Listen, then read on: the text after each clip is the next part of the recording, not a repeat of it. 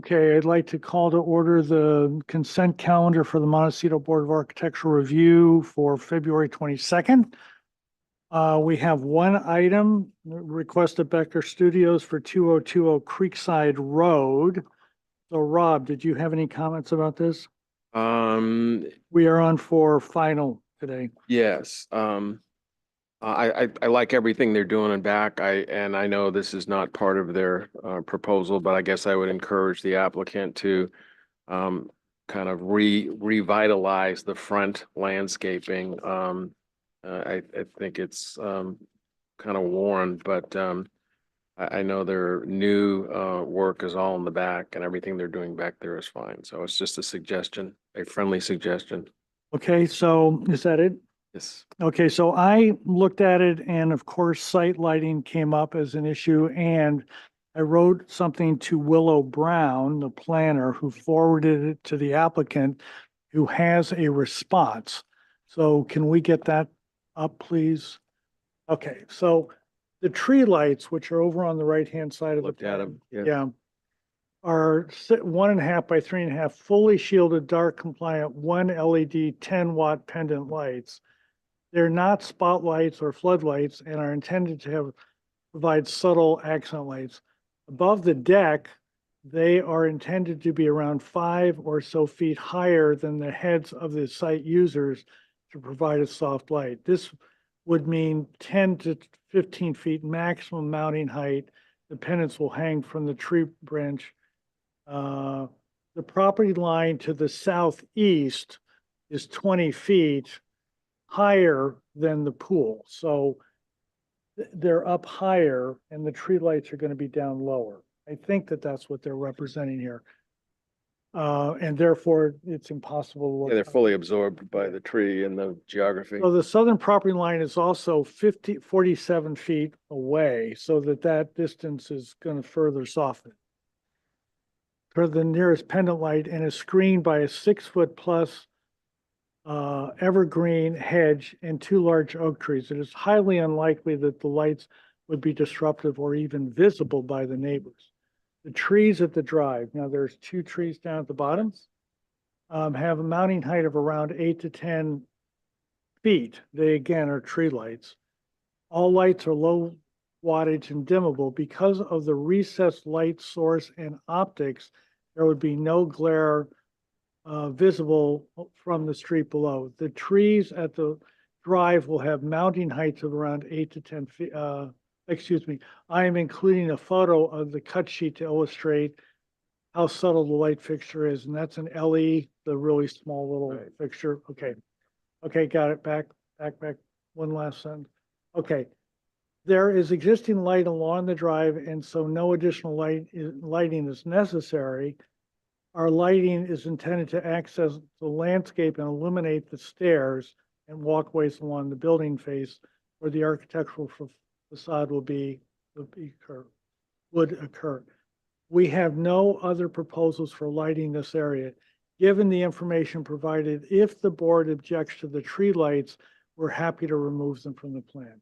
Okay, so we typically haven't been, I think there are lights actually on the right-hand side of the They plan. framed the building. I thought there was one on the left and there was one on the right. Can we get to the site lighting plan? Is anyone here from the Yes, representing the? Daryl Becker and Will, with Becker Studios and William Bishop with Arcadia Studios. Okay, so Yeah, I'm here as well. Okay, so I think it's the next plan. It's an L plan. It's down near the end of the set. That's sheet 28, I believe. 28. Yeah, they have a lighting plan. No, that's not it. There it is. There it is. Okay, so they got 3 on the face of the building, 3 and then 3. Yeah, no. Which we have not been approving as a full board. I know we have some disagreements Right. about this. And then the lights in the upper right-hand corner. My tendency is if they want lights there, can we get them on the bottom? Can we get them as pathway lights, not tree lights, and then leave the tree lights in the upper right-hand corner? I'm actually fine the way they submitted it. I think they frame the building It's very, very subtle, as I've said before. The ability of an oak tree to absorb those lights is pretty substantial. And I find, you know, how they've used them, just framing the house out front is done very tastefully. So You're okay with it? I absolutely would support this, yes.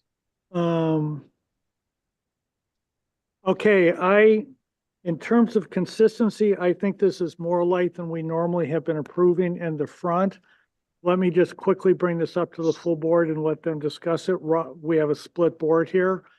And we'll figure out, would pathway lights down at the entry to the building work for you also, or no, please? Yeah. We do have those. We do have pathway lights at the entrance. The tree lights were more accent lighting, just to kind of add interest. They are very subtle and they can be dimmed even like if they were for some reason too bright, but it's Yeah, all but- low wattage, 10 watts, one LED. They're very, very subtle. Yeah, okay. Thank you. So we'll pick this up during the consent calendar, which is in about 20 minutes probably. Okay, Thank you. very good. Thank you, gentlemen. If you'd like to stay around, we'd love to have you. Okay, excellent.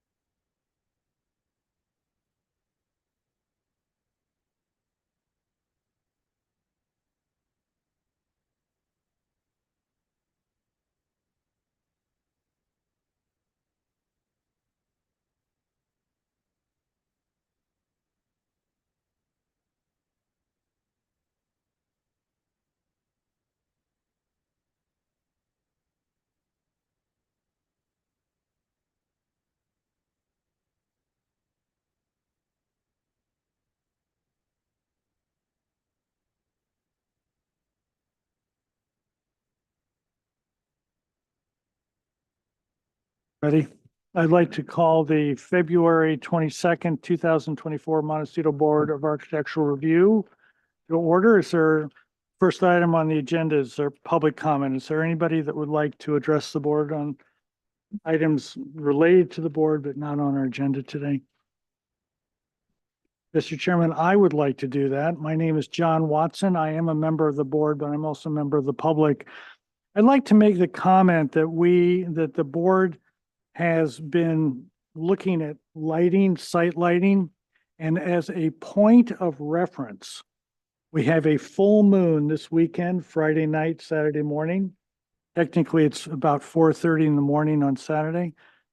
And the amount of light, the foot candles, which is a measure of light, is 0.01 foot candles, full moon, clear sky.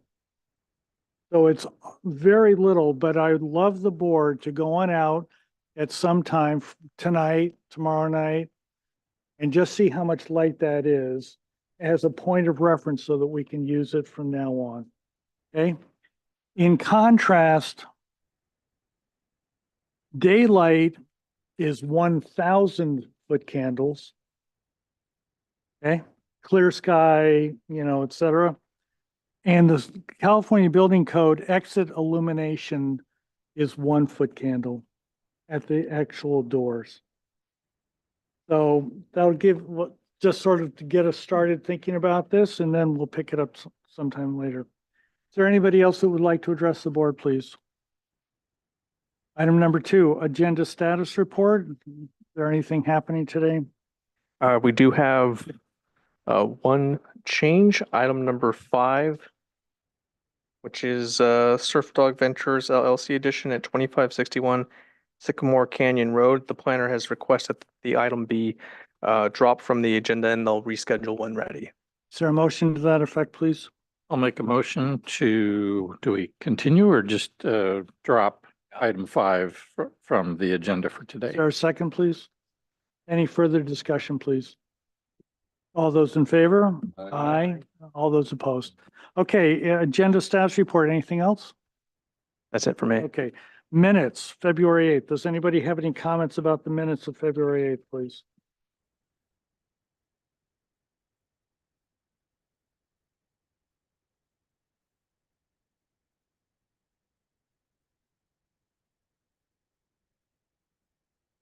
Okay, item number 3. Comment number 1. This is a Del Goges project. I think it should say 1, restudy location of garage. I think everything else was okay, but what everybody seemed to be concerned about was the garage. Is that okay with everybody?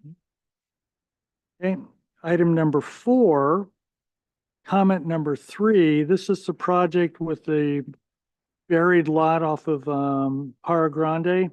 Comment number 3, some members suggested restudying the height of the structure, particularly at the east elevation or east wing, not the west wing. It's the the neighbor was on the east side. Is that okay with everybody? And then the next comment, we did discuss this, so maybe it should be included, but it was concluded that the relocation of the garage door was irrelevant. And therefore, I think because of the floodplain elevation, therefore, I think we should just strike comment number 4. Is that okay with everybody? It was discussed, though. Is that okay? Okay. And that is all I have. Does anybody have anything else? I'd like to move for approval of the minutes as submitted. Is there a second? I'll second that. All those in favor? Aye. All those opposed? Members informational briefing. But, oh, no, yeah, I wasn't here. So you abstain or something? Okay. Members informational briefing. Anyone go anywhere, do anything, please? Is your mic on? I will need to abstain number 3. Yep. And I'm abstaining on number And, 4. Hang on, let Chip finish. And what? and I, well, uh, I'm sure you'll be very efficient today. I had to catch a fly at 5:30, so 6 o'clock, so I had to leave at 5. Okay, very good. We'll do what we can. Thank you for informing us. Uh, Robert, do you have any comments about being part of the meeting? Yes, I will have to abstain from number 4. Okay, And I will abstain from item number 1. I will abstain from item 1 as well. okay. I think abstain is the incorrect word. I think the correct word is recuse. But, okay, anybody else informational briefing? Staff update, Kimberly, David? I just wanted to take the opportunity to recognize Don Sharp. I sent, he's the board members, probably if you checked your emails, I sent a couple messages about that. One was a link to Don's obituary that was published in News Hawk. And then the second email was an email from Steve House, who is helping Don's family put together a memorial for Don in June and had asked for contact information for the board members. So if you haven't gotten back to me, just let me know before we leave today. May you rest in peace. Anything else? Okay, item C1, this is a project at 2020 Creekside Road. And both Rob and I felt that the project was acceptable. Can we get to L1? Except he and I do have a difference of opinion about site lighting. So we thought we'd bring it up to the board and. Okay, so there's two sets of site lighting, right down there at the entry driveway and in the upper right-hand corner.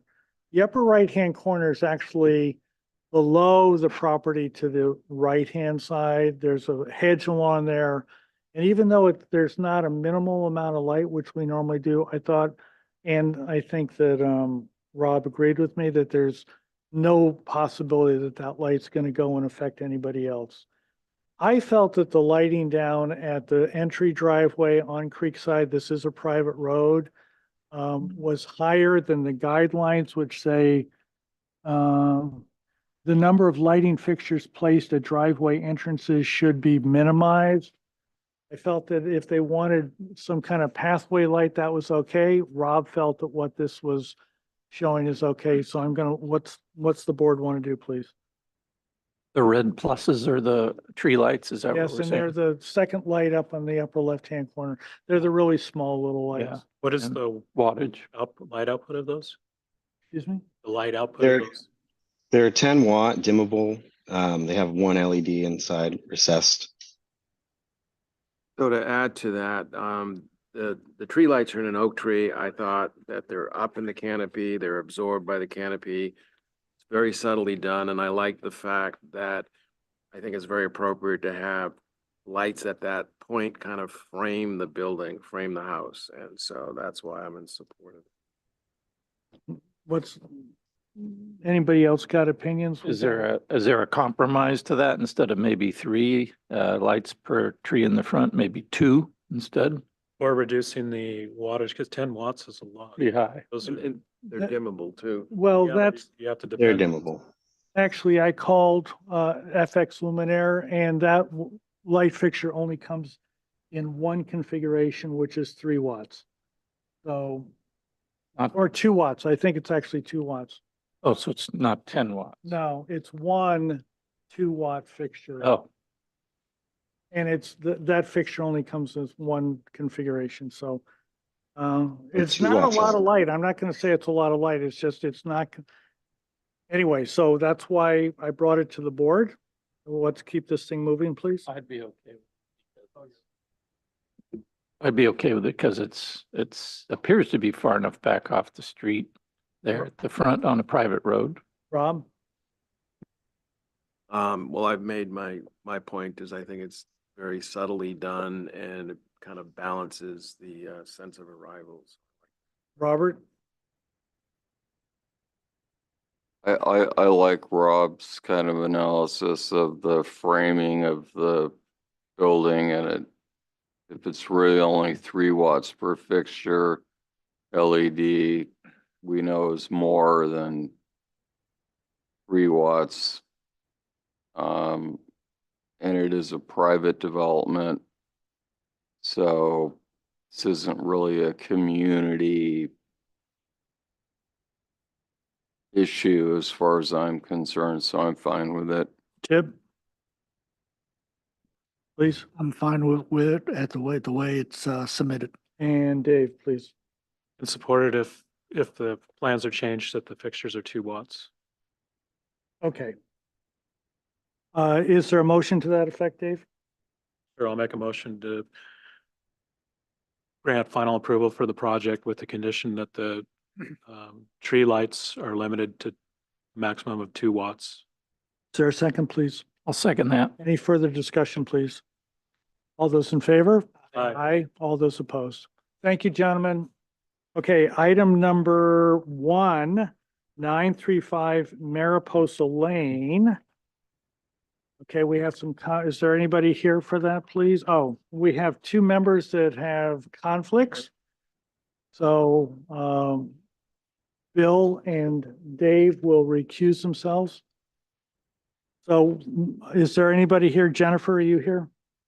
Yes, I'm here, and we have Mark Rios and Adam Platt, 2 of our architects here. They're gonna start with the introduction for you. Let me read the comments from our last meeting before that. One member suggested reducing the amount of lawn. Several members expressed preference for retention of the oaks. Restudy color, choice of LRV should be less than, not to exceed 84. Light fixtures must be dark sky compliant. Clarify how fill materials will be handled. Return with architectural details. One member noted his belief that the design of the arch on the dining pavilion should be resolved. So I think we've seen this several times. Jennifer, I think we can be brief in your presentation. Go ahead. Hi, this is Mark Rios. I'm here with Adam Platt. The last time we were together on this, we walked the site to look at the location of the new addition and also examine the existing oak trees on site that we had designated for removal. I'd like Adam to go through the changes to the architecture based on your requirements. Adam? Okay, thank you, Mark. Can everyone hear me? Yes, thank you. Okay, great. If we could just start on this first page and zoom in on the plot plan, the black and white drawing to the right center, just to familiarize where the site is located. The project site is located above the Burnham Wood Golf Club on Mariposa Lane. The black arrow is pointing to the parcel lot. It's a little over 2 acres. Mariposa Lane runs down the east side of the lot, which is on the right-hand side. Lilac Drive borders the southern end of the lot, and Knollwood Drive borders the west side. And our client owns the 1 acre lot on the north side of the lot. May I interrupt you, please? Are Yes. members familiar with this project? Yes? And are you familiar with it? No, okay, so be brief, but it looks like 2 members need to have you fill them in, please. Okay, sure. Next page, please, page 2. Perfect, thank you. To refamiliarize yourself with the house, here are some photographs. Photo number 1 on the bottom shows the primary south facade of the house that faces Lilac Drive. And photo 3 above shows the east facade that faces Mariposa Lane. The historian's report notes that the south and east sides of the primary facades have the historical Spanish colonial details that make this house particularly special. If we could go to the next page, please. Photo number 4 on the upper right, I'm sorry, upper left, shows the east facade facing Mariposa. And photo number 1 on the lower right shows the north side, which houses the garage and the small service bedrooms. This is the part of the house that the owner is proposing to remove and to renovate. If we could jump to page 6, sheet A 1.1. Thank you. This is the proposed site plan. The hatched area is the house with the new addition. Mariposa Lane is now running across the bottom of the page. The left area of the house is the existing area to remain, the light gray hatch, which preserves the south and east sections of the house, while the hatched area on the right shows the new addition at the north side of the lot. The addition is designed to tuck into the north side of the lot so that the existing south and east facades remain prominent. The north side is also the least visible from the surrounding properties. Also, please note the new dining pavilion shown at the top of the page, anchoring the west end of the interior courtyard. The dining pavilion is an open air structure with a roof. And if we could jump, please, to page 16, sheet A 3.4. Thank you. This is the dining pavilion. One of the comments from the last hearing was to address the arches of the pavilion. We have modified the arches by lowering the collars around the columns at the bottom of the arches. By lowering the collars, the arch heights were increased, creating better proportions. In the photo on the upper right, you can see an inspiration photo for the pavilion. It is a white stucco structure with a fireplace and a red mission tile roof.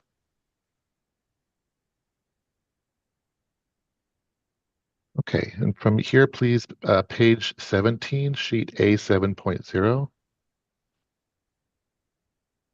Thank you. This is the east elevation of the house. On the top of the page is the existing east elevation that faces Mariposa Lane. The garage section on the right is the part to be removed, and below is the proposed elevation. One of your comments was to return with architectural details for the house, and I'll show you blown up details soon in the coming pages. This elevation is unchanged from our last hearing. If we could go to the next page, please. This is the south elevation, and this elevation is also unchanged from our last hearing. The next page. This is the west elevation. We made two changes here. One of them is the outdoor staircase from the courtyard, the interior courtyard, to the second floor balcony. You may recall the last time we were here that we showed a spiral staircase. In this revision, we've integrated the stair into the building, not dissimilar to the existing stair you can see in the existing elevation above. I will show you a blow up of the stair details shortly. The second change we made is to remove the curved stucco cove along the roof eave of the new wing addition. One previous comment was the cove was too monotonous, wrapping around the whole house. If you can zoom in on the house, you will see the difference between the white cove. Just over to the right a little bit. Perfect. You will see the difference between the white cove on the existing part of the house to the right, and on the left, the new wing addition with the flat eave. If you go to the existing elevation above, you will see the similar relationship, the cove on the right and the flat eave on the existing service wing on the left. If we could go to the next page, page 20, 7.3. This is the north elevation of the house. Here again, we've removed the cove along the new wing addition, which would have the flat eave. The next sheet, please, 7.4. This shows the interior courtyard elevation of the new addition. The view is standing inside the courtyard facing north. Here again, you can see the flat eave along the new addition. If we could jump, please, to page 25, sheet A 7.8. This is a sheet showing loggia details. From here, there are 4 additional sheets of architectural details as requested at our last hearing. This sheet shows the loggia at the west end of the new addition. The covered loggia is open on 3 sides by an arched colonnade. Above, the primary suite opens onto an outdoor balcony. From here, one can enjoy the landscape and the surrounding garden. If we jump to the next page, 7.9. Here we have the courtyard stair and the balcony details. The east end of the courtyard is anchored by the breakfast room on the ground level with large glass doors to bring natural light into the kitchen and allows views out to the courtyard. Above is a covered balcony where one can pass from the second floor down an integrated staircase to the courtyard below. The photo on the upper right shows the inspiration for the balcony columns. And then the next page, please, 7.10. Here we have details showing the courtyard oriel window details. An oriel window is a form of bay window which protrudes from the main wall of a building but does not touch the ground, usually supported by corbels or brackets. Here, the primary bathroom on the second floor protrudes from the house 24 inches. The wood brackets below it are extensions of the wood ceiling beams inside the family room below. And the next page. Here we have typical window details. Here, the different window types are shown for the new addition. The left side detail number 1 shows the partial elevation and wall section of the traditional wood casement windows and wood French doors with iron Juliet balconies that will match the details of the existing house's doors and windows. The center detail number 2 shows the new steel windows that are sized to bring in light and views to the interior rooms. As you know, small Spanish-style windows and thick masonry walls make for dark interiors. In the new addition of the house, we are looking to bring in more natural light, as well as enhance the views to the beautiful surrounding gardens and landscaping. The last detail, number 3 on the right, shows the monumental steel window of the new stair hall, which helps to separate the old part of the house from the new addition. It distinguishes the window types and helps break up the composition of the long east facade that faces Mariposa Lane. And then the last, I have 2 more sheets.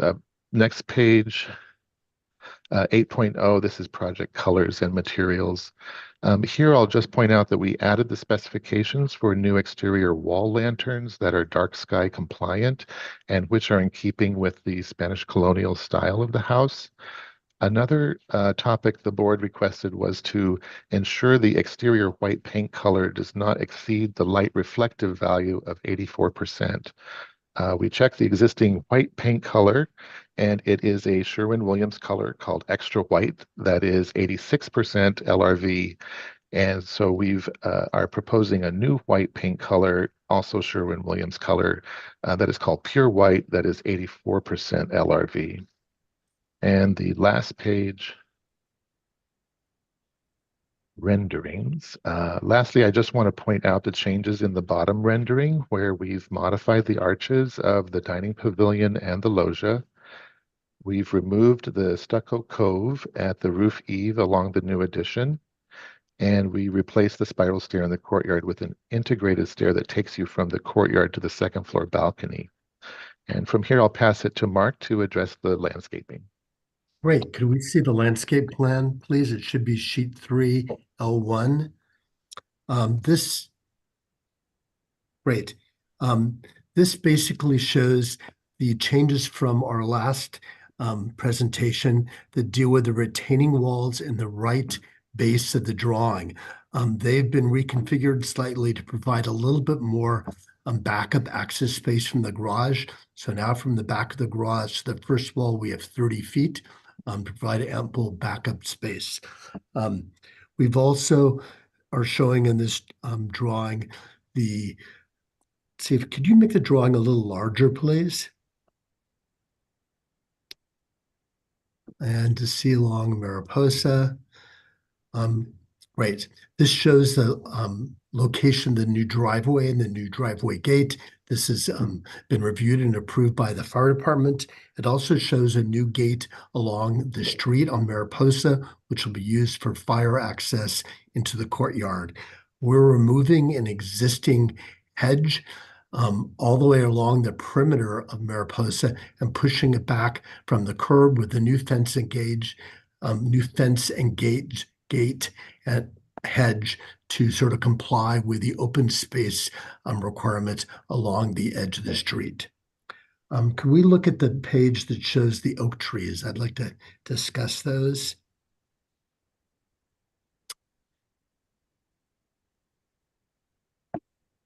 Thank you. In our last meeting, we suggested removing 3 oak trees from the perimeter around the area. Based on our site walk, we agreed to only remove 2 oak trees.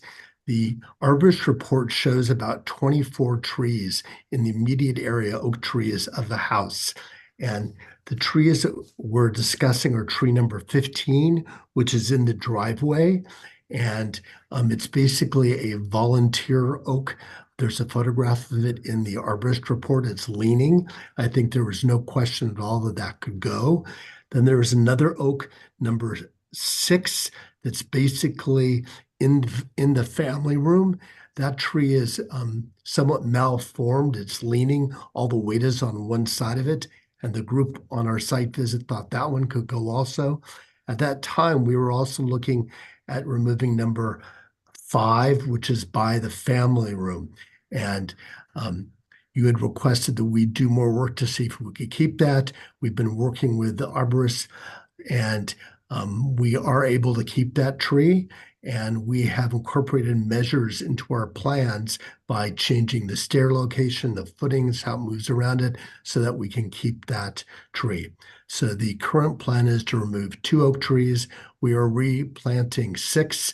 The arborist called out 5, and our planting plan shows where those new 6 trees would be located. We have a planting plan. If we could pull that up, please.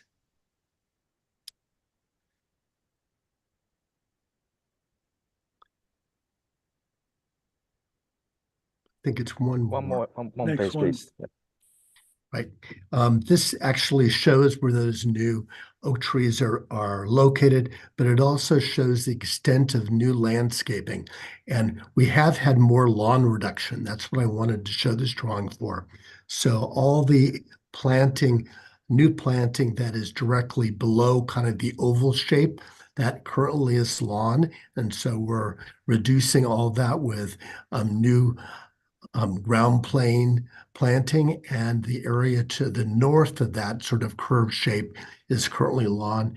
We're redoing all of that with new ground covers. So we're taking out about 20% of the existing lawn space. This is subsequent to a larger grass removal we did about 2 years ago on the project.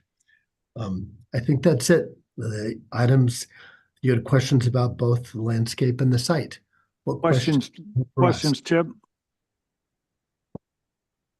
No questions. Robert? Questions?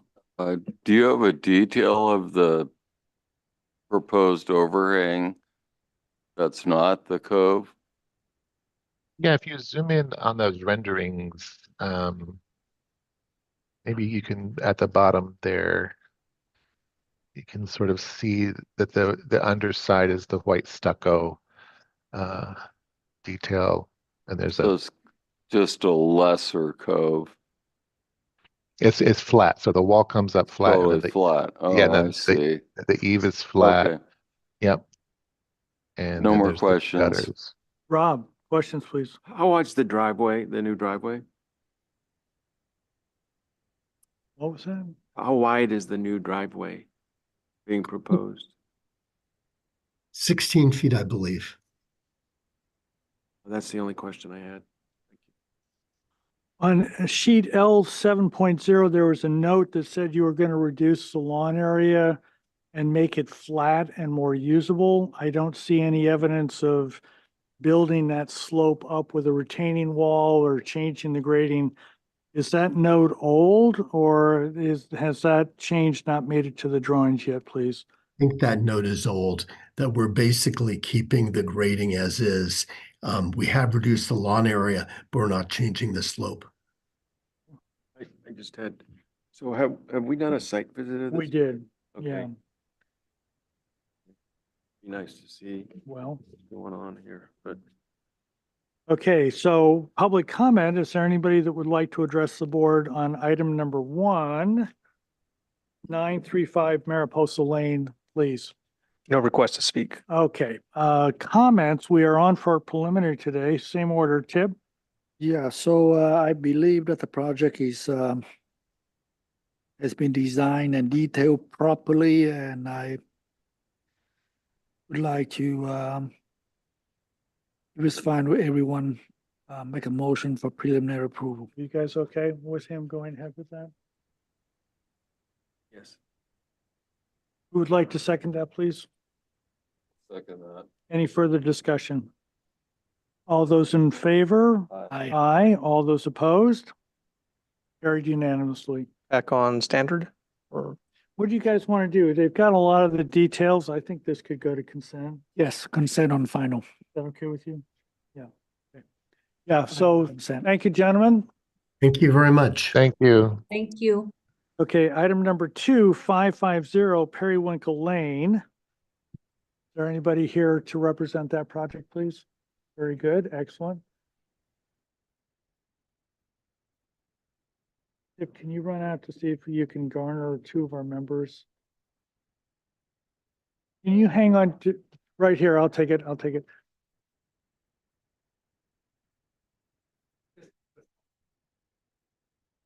I have one for Cybird. Is this a second one for Cybird? Okay, excellent. Well, okay, so we're getting our other two members back. Okay, so the order is we will hear from the applicant, we will have questions from the board. At that point, we will hear from public comment, then our comments, and then we'll go. So that's what to expect here. Please, identify yourself and there you go. Hi, good afternoon. My name is Jacob Nixto, and we have Morgan Solorio. We're both with Becker Henson Nixto Architects. And we have this is in Periwinkle Lane, just kind of near the Upper Village in Montecito.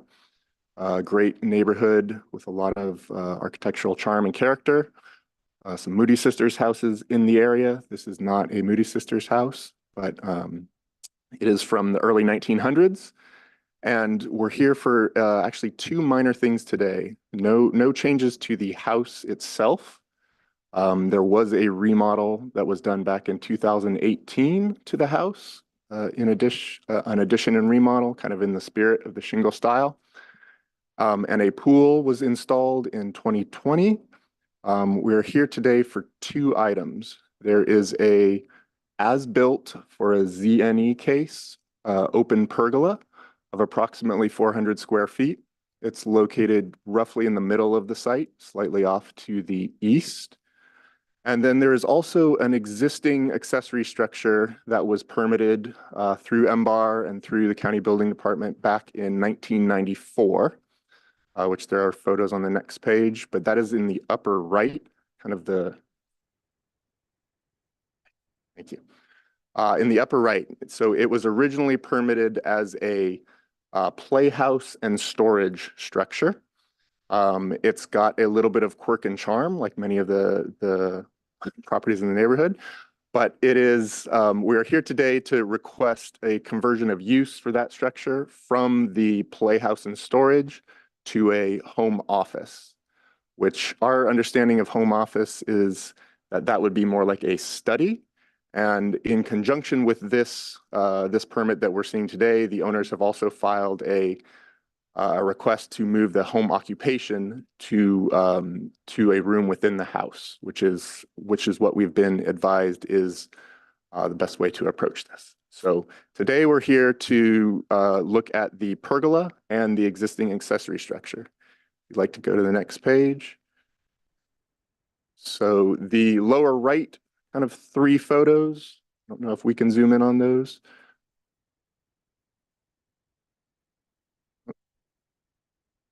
Show the pergola structure.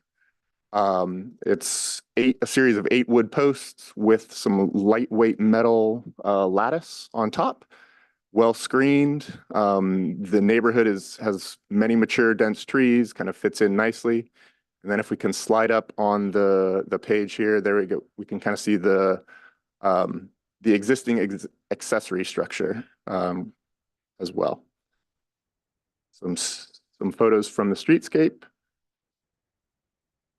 The third and final page West Montecito, you know. shows the same thing in drawing format. So we may need to add a little bit of structural in the terms of kind of some knee kickers to the pergola, as it was the reason we're here was built without the benefit of permits the first time. But we're going and we're working with Mitchell and Joanne to rectify that. Are you done? I believe so. Okay, questions, Dave, please. Do the structures conform to the setbacks? They do. If Well, Existing So- not the existing playhouse, but it is permitted. But it doesn't, It's in the rear yard setback. and is, So according to, when we've been talking with our planner, according to the Montecito Land Use Code, 35-442-020-B4, accessory structures are allowed to encroach into a rear yard setback. They're not allowed to encroach into a side or a front. But yes, it does encroach. You can see the line kind of running through it as well.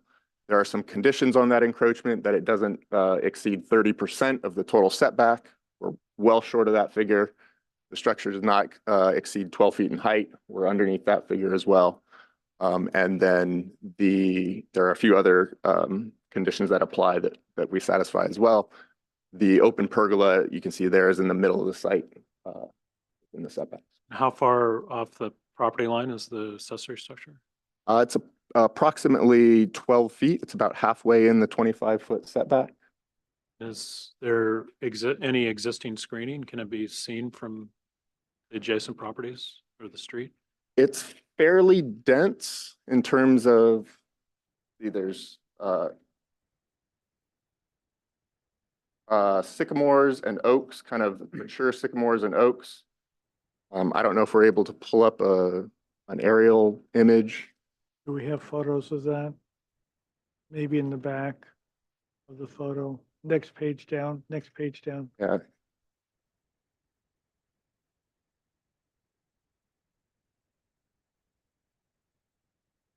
Can you zoom in on number 7?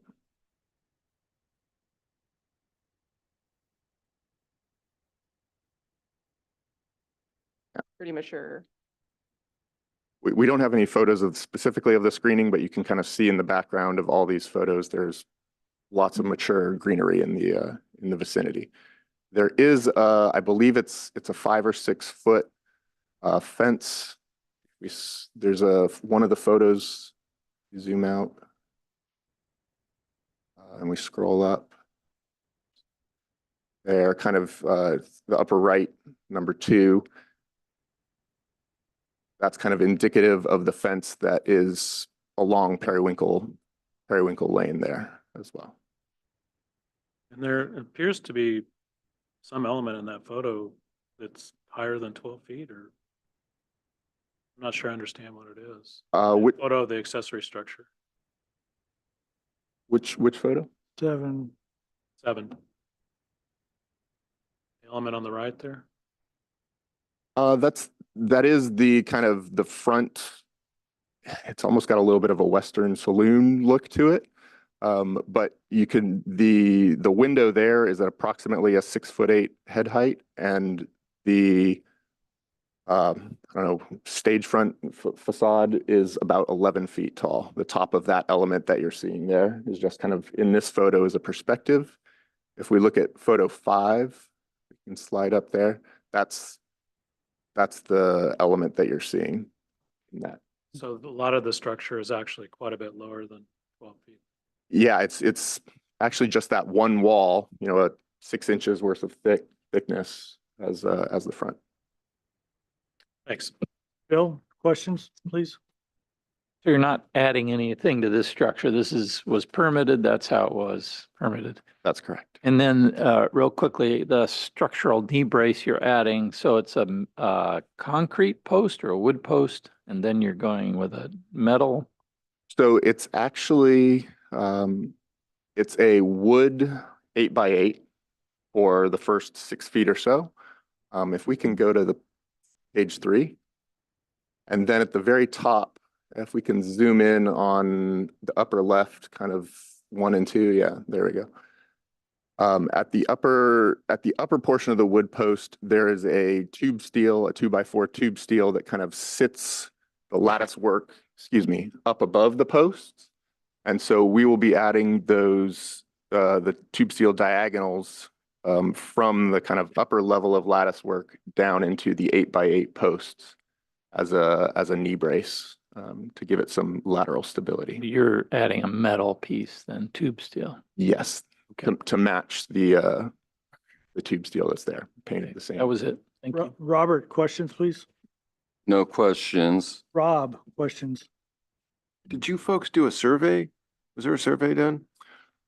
Because what I'm driving at, it looks like there's a lot of missing line work in terms of some of the flat work in the backyard that I'm just trying to orient and get a handle on how much paving's back there and so forth. Yeah, so the survey is from the 2018. We were the architects that assisted when they did a residential addition back then. So the survey, since that time, as I mentioned, the pool was put in. We've noted on the site plan, that's the approximate location of the pool, but the site plan here does not include a full resurvey since that time. It shows we've located the pergola and the accessory structure was on the survey at the time, but this is a 2018 survey. So what I was looking for is, I guess, when you folks, as you develop these drawings, is just to add in some of the line work and flat work of, you know, the connecting pathways. Yeah. There's just some pieces missing in my mind, so. And what is one other question, I'm sorry. What is the existing gravel area? What is that about? The lower right? You know, it was, I believe, at one time a parking area, but it's just kind of I think there's not actually access anymore from the street. It's just kind of a patio bocce area. I'm not 100% sure. I would have to. Is there any thinking, I guess, trying to maybe repurpose that or get rid of it, or does it serve any purpose that adds to the property where it could be reincorporated in the landscaping or something? But potentially, yeah. Right. Yeah. Thank you. No more questions. Thank you. Deb, questions, please? No questions. And I have no questions. We do have 2 public comment. Richard Seiberg, you have 3 minutes? You have a mic in case I can point at anything? I mean, is there a manual mic?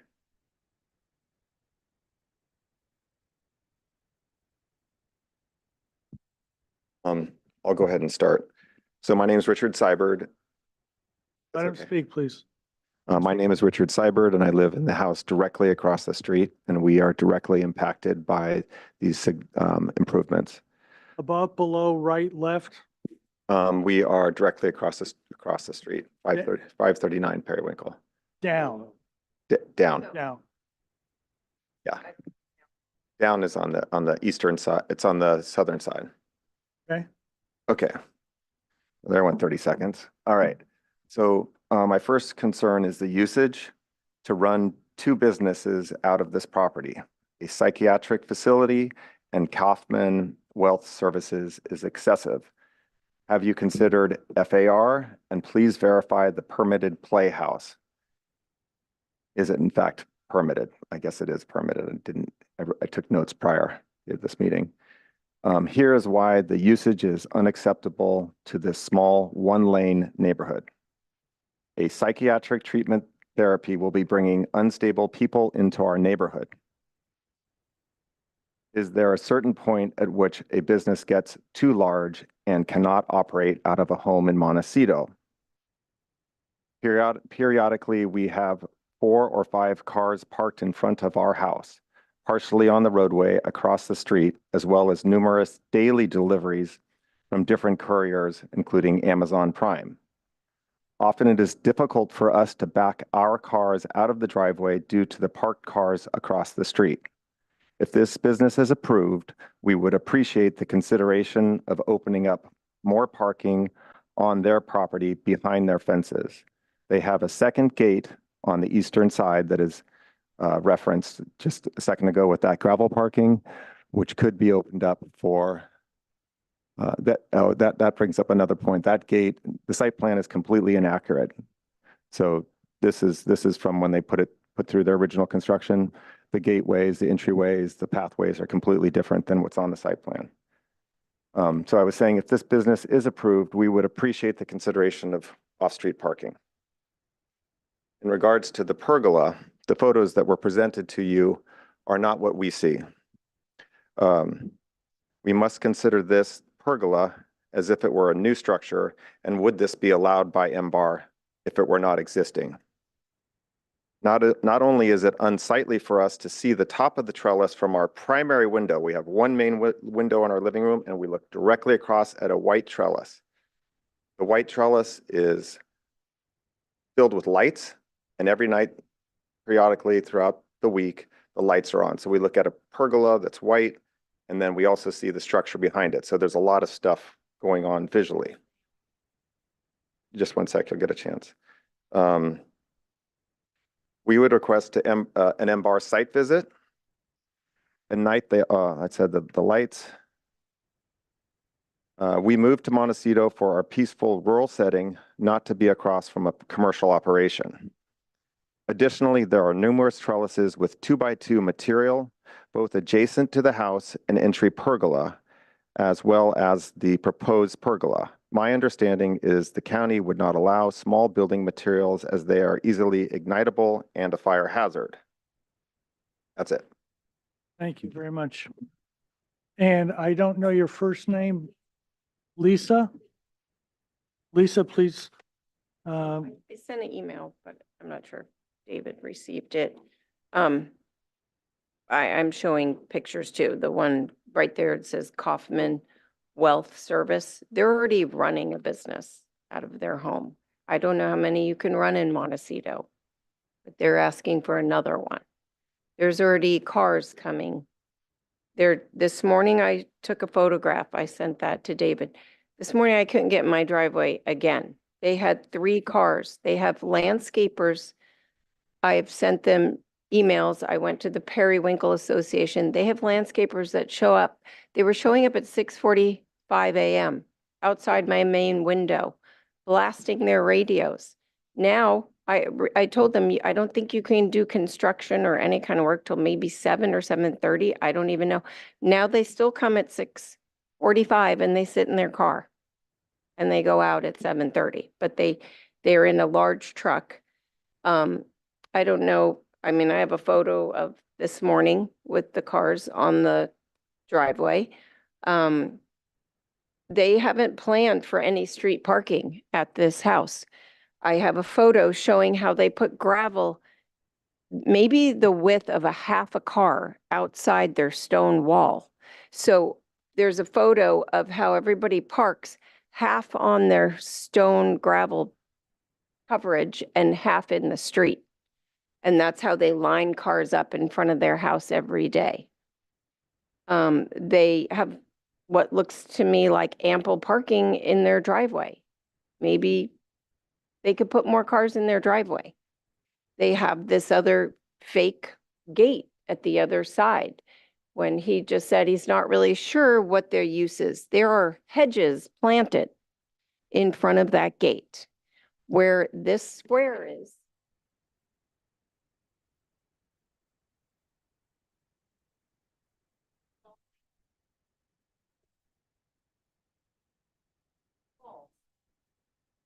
They did have all that parking. I would assume they could get the cars off.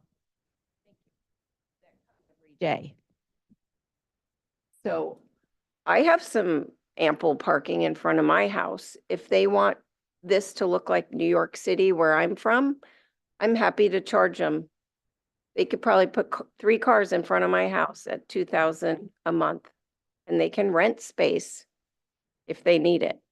But it's unfair to me to not be able to get out of my driveway. And this is before you approve another business at this home. That's it. Thank you. Is that it? Thank you very much. Dude.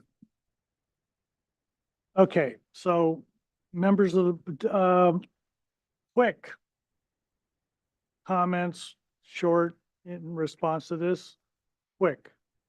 We are well under the recommended FAR. I believe it's 86 or 84%, even when including the accessory building pergola. We are not here to request another business. We are here to kind of clean up, as I mentioned, the home office designation, as it's been explained to us by our planner, Ezra Pearson, is that it is a study. It is a place where they can go. They are correct in that the owners have applied for a home occupation permit, which is separate from the structures that we are here considering today. So comments, same order. This is on for concept, today. Dave, please. Yeah, well, I think a lot of the neighbor issues are outside of the purview of this board. They're more planning policy and land use issues. So you might want to talk to David and contact the planner, but the parking and the use of the structures, that all falls, we can't review that part of it. The part we can review is the aesthetics of the structures that are there. And I think the playhouse structure is very low. It's it appears to be well screened. So I don't think, for me to approve it, I'd have to have more information to ensure that it can't be seen from the surrounding neighborhood. Same thing with the trellis. I didn't realize there was lighting associated with it. What is the lighting that's in it? I'm not aware of lighting that's in there. I will confirm if there is indeed lighting. If there is lighting, it definitely needs to be dark sky compliant and not impact the neighborhood. I think the trellis is located centrally in the lot. It's not overly tall. It appears to be covered in landscaping. So again, if the lighting is resolved, then I can probably support that. Those are my comments. Bill, comments, please. Yeah, it'd be good to see kind of where the neighbor buildings are and the relation there and maybe the screening that's provided, although the playhouse is where the playhouse is. So it's not our charge, I don't think, to determine what the use inside it is at this point.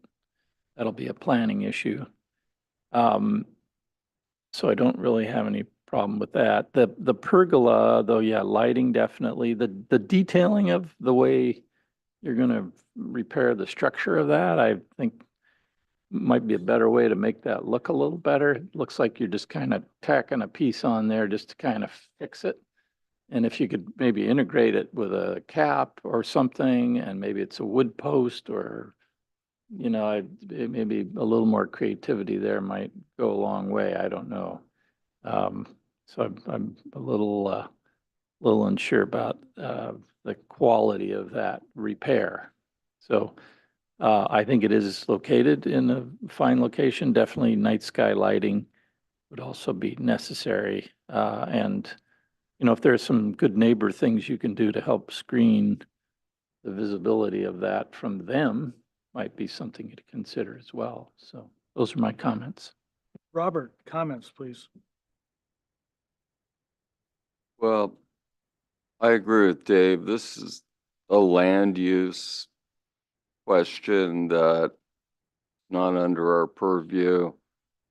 But having grown up in Montecito, I can't think of a narrower street. And I think parking and land use are the biggest things to consider here. So, again, architecturally, I don't see what we can do, but there's some big land use questions here. That's, Rob, comments, please. I think I was asking questions on some of the missing pieces of hardscape and some of the flat work. But given what the neighbors are saying, to me, this is an opportunity to maybe to fix a few things. If there's some issues there with your neighbors and you're trying to have a certain use, and that's where being creative, and doing good design gives you kind of the, in this forum, to give you a chance to maybe rectify some of these site issues in terms of parking, and kind of pulling it all together, I guess. Seems like you could keep a residential feel and maybe, if you need some more parking, that you can incorporate some parking that's buried and well screened and landscaped, and, have some happy neighbors in a good situation, and then still, not asking you to kind of do something that's way over the top. So, I think it needs some more study along those lines myself. Chip, comments, please. Yeah, I think, there are two separate issues here. The first one had to do with the pergola, and lighting is important. So I definitely, especially in this neighborhood, so we'd like to, at the next submittal, come back in with some lighting so we don't have an issue with the neighbors. That's something that we really look carefully at. The second issue had to do with the conversion of permitted playhouse to a home office. And this is, on one hand, I think it's a planning issue. It seems to be a planning issue, and if it's a planning issue, I'm not sure why it's listed on the MBOR agenda. And I would have to say that, the two different uses completely between the playhouse and a home office, and to approve it, for MBOR to approve a new, to make it a playhouse, is a different thing than a home office. So on that issue, I guess we have to wait for the planner to get back to us, and if we have anything to do with that or anything to say about it. But I like it as a playhouse, and if this project was here for approval of that, then I think that's a great thing. Thank you. And, Mr. Chair, do you believe the planner is online? And, If there are any questions. okay, so let me comment first. I believe we have an incomplete application. I think that by the applicant's own admission, this is an old site plan. I think that by the applicant's own admission, it really doesn't show what's going on out there. And I think the board and the neighbors and the owners all deserve to know what's going on out there, which I think will help us figure out what's going on in that lower right-hand corner. If that was parking and a parking's a deficit, I think it's sort of a no-brainer to bring it back. Now, what's interesting about the parking requirements is that required parking cannot be in the front yard. But to the best of my knowledge, this would not be required parking, which has to do with the house and things like that, that they could add some supplemental. And on this tiny road, this is actually the third application we've had within the last 12 months. I suspect that the Cybergs are aware of their application and what they went through. We had one down the street closer to 192, and now this one across the street. And everybody's commented about how narrow the street is, how dangerous it is actually, and how parking is a problem. And I think that parking can be resolved here. Second of all, generally speaking, throughout the entire community, this board asks for perimeter landscaping. It sounds like from the testimony of the neighbor, we don't have it along the street. I think that that may go a long way towards privacy and mitigation of the lights, which should be focusing down the LEs or the JBs from FX Luminaire or any other brand that you'd like to use, but something that's coming straight down and in essence doesn't have light trespass is I think the term of art onto people's properties, which sounds like there's a significant amount of light trespass from this particular project. I think we can get that corrected now. So, and the color of the trellis, if we're going to see it, I don't see any reason it can't be some green or brown or, you know, sort of push it way back. So I would like, from my point of view, I want to see a real site plan. And I want to see, I'd like you to at least address the fact that you are or are not going to be providing parking. I would hope that you do. I think if you're going to have a business here and how this site plan actually works. Rob's commenting, there's some lines missing. Let's get this whole thing cleaned up. Let's have a real plan. We had one of the three projects. We had a neighbor that was banging on the applicant because of incomplete drawings. And what's fair for one is fair for all. And I think that we need complete drawings here. So please, if you could do that. I don't want to see this come back. I know everybody says, let's just give it to the consent calendar. I don't want to do that. I think the full board ought to chime in on this at least till we get to the next level. And then if there is a third level, we can drop it at that point. So back for concept preliminary, what do you guys want to do? Ezra, did you have any comments about home offices, parking, too much use, the number of parking and the number of businesses on a property, anything like that? Hi, yeah, I just wanted to clarify that the Playhouse was permitted back in the 90s, and the LUP that you're seeing here is just to convert that Playhouse into sort of a study, like a home office. No sort of business is conducted, as that's not allowed per the MLUDC. The home occupation is a separate permit that's being applied for, and is to be conducted within an existing room within the existing residence. So it's not to be proposed in the accessory structure at all. And parking is something we will be discussing, as there are regulations for home occupations and parking not changing the residential character of the neighborhood. So parking is something that needs to be addressed? If it sounds like if the parking is infringing upon the residential character of the neighborhood or creating a greater demand for parking that can be accommodated, then it's something we can address with the home occupation permit rather than the land use permit that you're seeing for you. And it sounds like the neighbors have some comments about that. Should they contact you directly about that, please? Yes, they can contact me directly. I've already emailed with Mr. Skybird. Okay, so, okay, anything else, members of the board?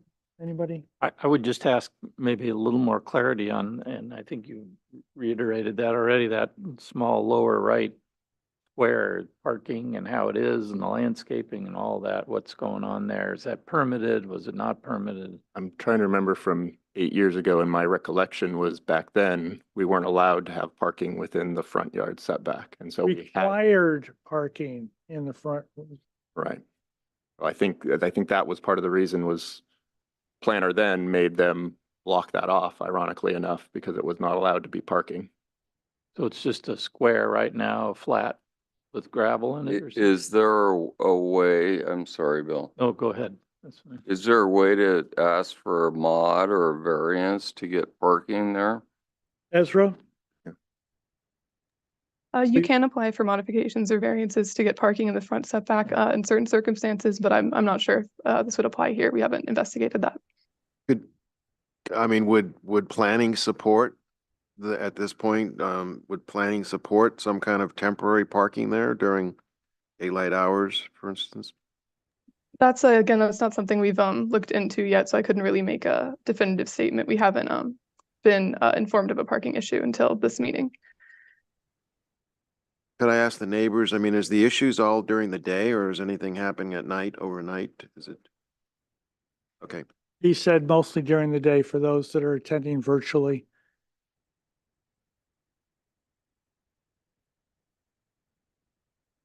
But they don't have any parking on the street, said one of the other people. So let's pick this up at the next meeting. I'm expecting a real site plan. We weren't aware before today that these were issues of concern, so we will make sure that the next site plan is representative of the pathways and what the box is. If I'm not even sure that, like I said, it was a survey from a while ago. And the located perimeter that- landscaping and what you're proposing to do about that, et cetera. Okay? Okay. Thank you. We decided on further conceptual. Further conceptual, yeah. Yes. Okay. Okay. Thank you all. And Richard and Lisa, you will not be notified again except through you won't get a mailed notice again. You'll only get it through email. Are you on David's list? Okay, thank you. Item number 3, 590 Santa Rosa Lane, please. Tip is out on this. This is a new concept.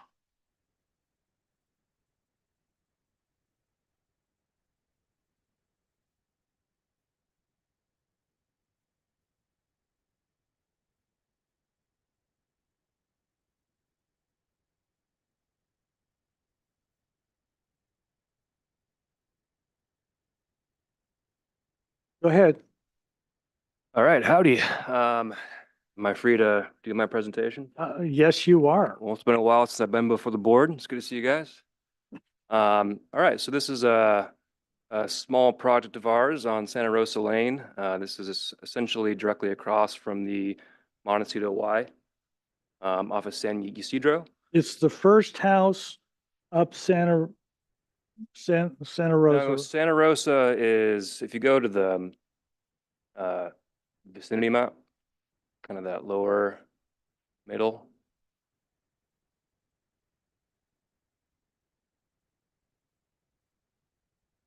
So you turn, going up San Ysidro, you turn right onto Santa Rosa and past the Y. And it's kind of on that corner there between Santa Rosa and Lemon Grove Lane. Are you the first house or the second It's house? the second house. Second house. Thank you very much. So the project proposes a very modest remodel, a modest addition, as well as a new attached garage. If you want to zoom in on the FAR there, talk about that. The current residence is about 1,000 square feet, and there's currently another detached garage on the property, which we're kind of encapsulating within the new residence. And then we're adding a 232 square foot attached garage. So we're at 82%, so still pretty good there. If you want to go to the next page. This is the site survey. So you have Lemon Grove Lane on the right there, and then you have Santa Rosa to the south. And that's San Ysidro Road would be to the west of here. So the garage currently is in the northwest corner, and the residence is kind of right in the middle. If you want to go to the next page. So these are site photos of the project. It's a kind of old cottage style built in the, I think, late 50s or early 60s. It's a current 2-bedroom and plaster walls, asphalt shingles, vinyl windows, very, very simple. You go to the next page. This is kind of the neighborhood. So the top 2 photos show kind of the street view of the site and the existing parking there. Photo number 2. So as you can see, the site is very vegetated, has a lot of great natural screening. This is kind of really the east street here is kind of the only really partially visible area of the site. So we are fortunate to have a very screened site. Next page. Existing elevations and plan. Next page. Okay, so if you zoom in on the site plan in the bottom right, this is our proposed site plan. The white square footage would be existing. The red is the new addition.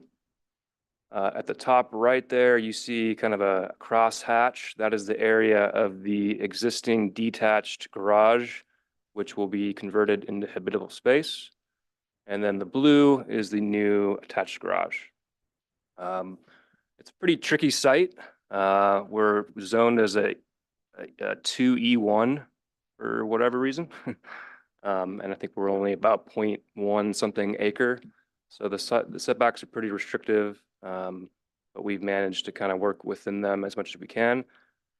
We have provided the correct number of parking, 2 covered, 1 uncovered. 1 covered is in the garage, the other covered, the number 3 key there is a covered carport, if you will. I know, so essentially this project is for a growing family, so we want to add an extra bedroom and a little bit larger of a living space. I know yesterday Kimberly McCarthy brought up a couple comments about certain areas. And so we're working with her to resolve those. I think there's a couple things that we can do to address those. So I don't think they should affect the design too much. And it's kind of all kind of back in that, back corner there. So I think from the street, I think it still kind of makes sense to review the project. Next page. So here's our existing elevations. Again, the existing design is kind of more cottagey, and we kind of want to make it a little bit more mid-century-esque. If you zoom into number 4 there, so that's kind of the proposed street elevation. This would be the most prominent elevation. So we have the garage there on the right, the entry kind of covered within that, and then the carport to the left of that. So we're proposing a new roof, kind of a Class A wood shingle. We're proposing new windows and doors, which would be probably an aluminum. And we're trying to keep the structure as much as we can and kind of not redo and rethink the whole wheel, just to save on costs, but trying to elevate the general look of it with some new wood around the windows, new wood, stained wood beams, and trying to make it a little bit more modern. If you want to go to the next page. So these show perspectives of the site or of the proposed site. So top left there is again the street view with the new parking and kind of a new motor court off the street. The bird's eye shows kind of the new improvement on the right. And then there's an existing lawn, kind of a front lawn on the left that we're adding a new gate across that goes east to west to kind of close off from the parking area. And you can see that a little bit better in the bottom left. And that should do it. Questions, Rob, please. Could you come back to me, please? I'm still. Robert, please. Yeah, where do I get that oak tree that you have in the one elevation? Did you get it? Yeah, SketchUp. no more questions. Dave, please. I love this board. Did you consider other options for the location of the parking rather than just right adjacent to the entry? And again, it's a very difficult site. And the existing parking is kind of where the motor court is now, and that's where all the cars are parked. So, we have to stay out of the front setbacks, which we have 2 of. So it gets a little tricky with where to put cars. Okay, thanks. Bill, questions, please? So you're in the setback on the side, and that's okay? Planning is okay with that because you're gonna sacrifice? That's what we're working with them on. There's a couple things that we can do that I think will help with that. There's a little chunk kind of below the crosshatch within the 10-foot setback that we may need to get rid of. But again, I think we can kind of do some planning techniques where we can make most of it. And are you planning on, I don't know where the neighbor's house is on that side. Are you going to be screening that side? Yeah, if you go to the perspectives, so the goal is to kind of have a hedge along the right there. Where is the house and that neighbor there? Are they, They have the same side setback as we do. So the house is, I think, 10 feet from the fence. But yeah, the goal is to, and the house sits very low, but the goal is to still screen it along that elevation. And then up at the back, we have some fairly large trees. So we kind of already have a good natural screening on that side. And the fence that divides the parking space there from the yard, is there any magic to its location? It feels a little pinched. Have you thought about the idea of moving that fence to the west, I guess? I'm not sure which is up. That would be south. Well, I mean, that there is no rear yard here. It's just kind of this front yard area. So we're trying to maintain the yard as much as possible. Again, this is kind of a young family who's expanding. So, we want to provide the parking that we need and also the play area that we need. I was just thinking in efforts to reduce the pinching of that area there. Yeah. And that's all I have. Thanks. Bill, Rob. So you're having to do some modifications already on some of on this project. You're in that process with what you're proposing? In terms of the zoning? No, just in terms of setbacks issues, in terms of you're having building and setbacks. Did you study another way to deal with kind of the parking where two things, either within the realm of what you're showing, did you look at maybe narrowing the throat of the driveway coming off the street? Or have you taken a look at trying to get the parking where you have two spaces that go 90? No, that's up to you. We look at the plan view. Yeah, again, the parking was kind of the trickiest thing, and we did look at a few options, and it's like we could reinvent the wheel and move the lawn.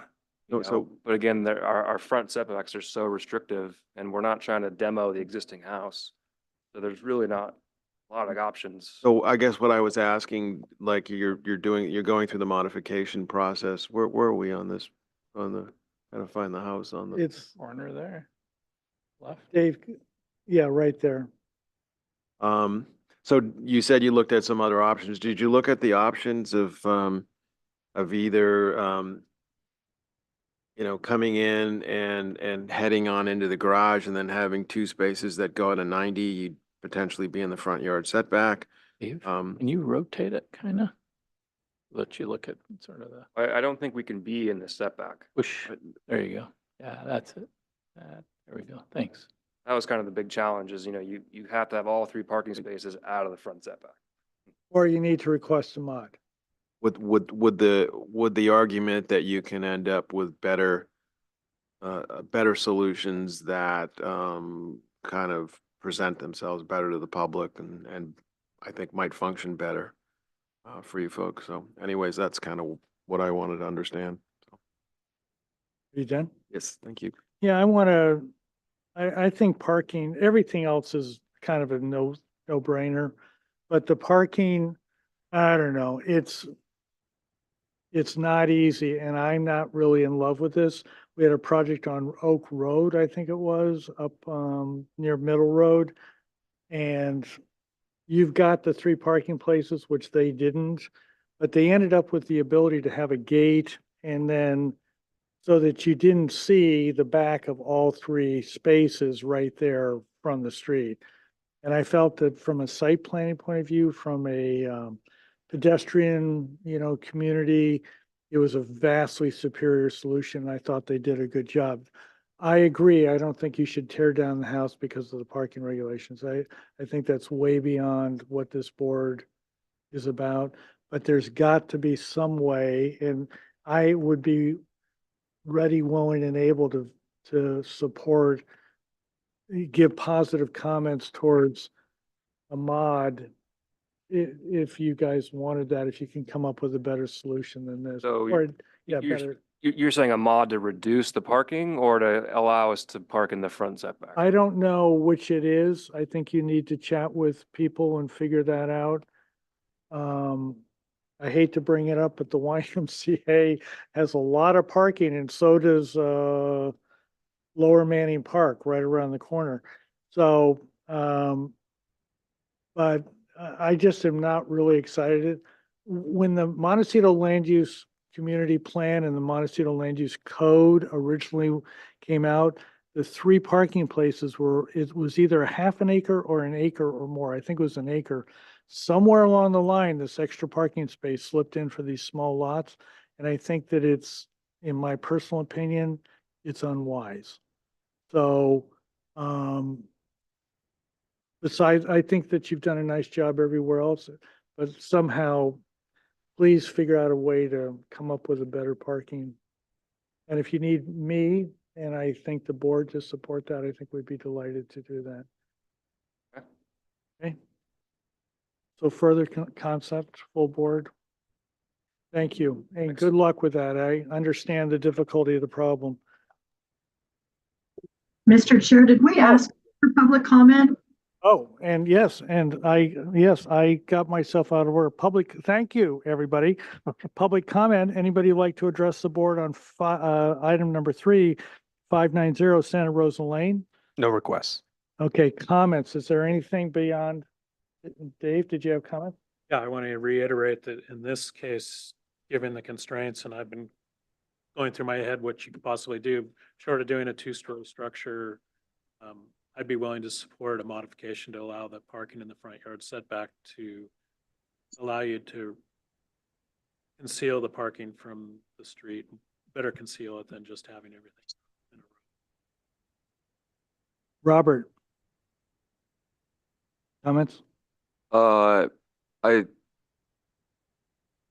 get worried a little bit about building in setbacks, but in this case, again, it's 1 story, so I would support it. Bill, please. I mean, I'd like. North side, I guess. North side, property trim. Am I on? Here we go. And then I could support certainly one of the spaces, at least in the, maybe 2 in the front setback, if, maybe you turn to the left there as you come in or something. I don't know. There's a better way to do that. But I think the rest of it's fine. Rob? Yeah, so that's where I was going with it, I guess. Either explore, and I support parking in the setback and having 2 spaces, maybe at a 90, or at least, if nothing else, within what you're doing is, it seems like you could squeeze that throat coming off the street way down, and still manage to get that car over on the left, far left. They'd have to maneuver, but I think you could squeeze that throat down considerably, and that may be your simplest solution. But I would support, a parking solution that's in the front yard setback and requires a modification. Thank you. And I have no further comments. I'm sorry. I apologize to everybody that I jumped ahead. Okay, thank you very much. Good luck. We'll see you soon, I assume. Item number 4, 750 Riven Rock Road. We did have a site visit today. Robert is out on this as a board member. I don't know if he's going to have comments, but he's not permitted to vote. Okay, see you. Yeah, well, I mean, it just. There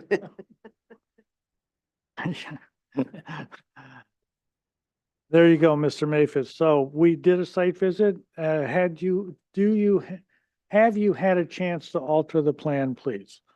Thank you, John. Yes, we took the L1 sheet and were able to kind of incorporate additional tree plantings, all oak trees on that directly north side of the long axis of the tennis court. So you'll see we had one mitigation tree closer to the driveway on the close side to the court, but we added two more and we reduced the lawn by another 1,000 square feet. And I think that was a great suggestion in that it continues the oak feel of that little valley, if you will, part of that natural topography. But it also protects the top side of that tennis court from any potential fall over a very tall wall. So we can plan it out. I'll have fencing on top of the wall. It'll be safe, but this kind of restricts movement on that upper side from a lawn. A lawn would be, an obvious potential hazard. But I did like the idea of keeping that lawn as you walk down from the parked cars in the front motor court by that fireplace and by that access up to the patio. I think that greenery flows nicely. It connects you to the staircase that goes down to the court and up to the pool area. So the circulation of a soft, kind of very green pathway is something I'd like to continue, but we did change the plan, and this respects what we talked about today.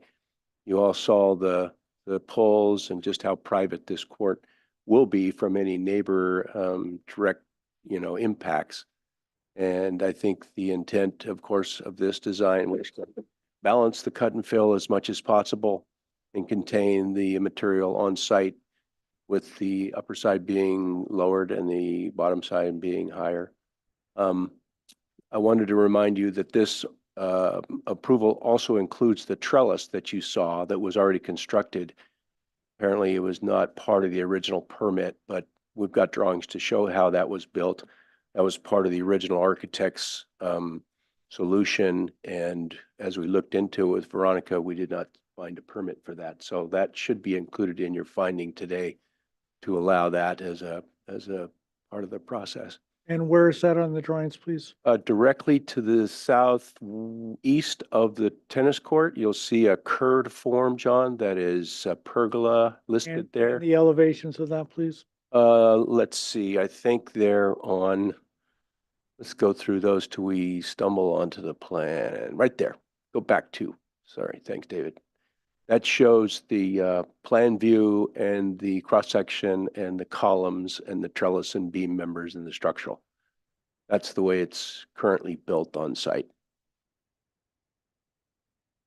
Are you done then, Sam? I think so, unless for questions. Questions, Rob? I have no questions. I've been through it in pretty good detail. Tib? What is the color of the court? Green on green. Thank you. We kind of want it to blend in as much as possible and make it feel like it's part of that lawn and part of that landscape tip. I mean, a lot of times these courts are going to blue with trim colors on the outside, but the intent is to make this so discreet that it really doesn't jump out at you in any colorful way. Thank you. That's it. Dave? No questions. Bill?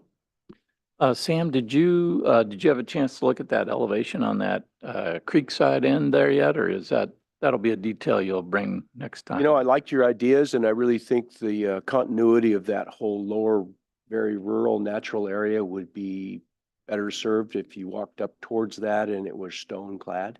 Mhm. So I think stone, I don't want to pronounce necessarily the bottom opening of that culvert too much, but I will study the rock formations and the boulders around that to kind of continue kind of a water form that comes out from behind and below and just enhance that dry creek bed that was there and flowing.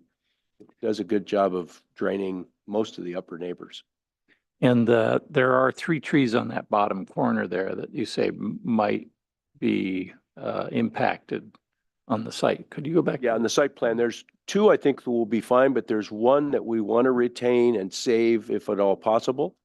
But because of the proximity of the wall. Oh, okay. Wait, go back one. Okay, Right. it looks like you show it crossed out, so Yeah, I saw it looked like I you want were to, gonna try the and note save it. says we'll retain it if possible. Yeah. But as we get into foundation work and things, if it does That one looks like it'd be tough. The attrition of that is probably going to be suspect, and I don't want to make a commitment that we can save it. It looks to me like it needs to be supported and mitigated, and I like the idea of at least really studying the possibility of that large oak in the middle being potentially boxed and transplanted with the right size machinery. But because of the rocky nature of that alluvial fill of that whole area, I don't have a lot of confidence that the box will actually have enough soil to support the tree being lifted and have some ability to survive that kind of shock. But we'll be putting in, as I mentioned, at least 48, 60, 72-inch box material. This owner wants it to feel like it does now. Mhm. And we'll be transplanting the upper trees if possible and utilizing those large specimens to kind of make it feel like it's a mature installation and it's really always been there. Okay, that was it. Thanks. And I have no questions. Before we go to public comment, I want to remind everybody attending virtually or here, the next item, item number 5, has been continued.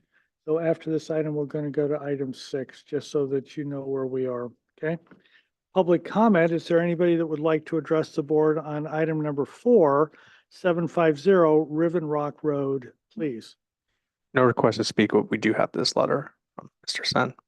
I yes. forgot to bring that up, that there is a letter that was submitted that Okay, so let me take a read at that. As the architect of the home at 750 Riven Rock Road, I fully support the plan proposal for a tennis court. I viewed the stakes and height poles with Sam Maphis today, I guess that's today, was Wednesday. and have a full understanding of the impacts. Views from Riven Rock Road will not be affected. The court is significantly smaller than standard, from 120 to 110 feet. 110 feet is the smallest to play on for any player.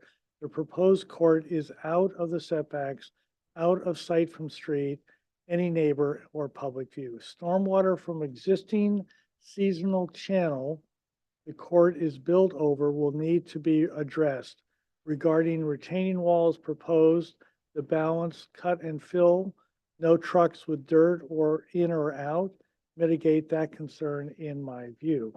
Plans indicate the loss of 2 medium-sized oak trees will be mitigated with 4 new oaks of at least 48-inch box, and I think it's now 6. It's 6, yeah, as a minimum. Right, because of what happened today. This is a special home. The design is, as submitted, preserves the yard and ocean view access from the home. The existing small pool is very close to the home and the guest house to the east, all intentional. I feel it would be a mistake to put the court on the existing lawn and yard area, which would mar the ocean view access and require removal of the curved trellis. Placing the court to the west balances the organization of structures on the property. Best regards, Robert Sen, who is a member of this board, but who has stepped down because of any possible conflicts. Okay, so we are now to comments. We are on for preliminary final. Rob.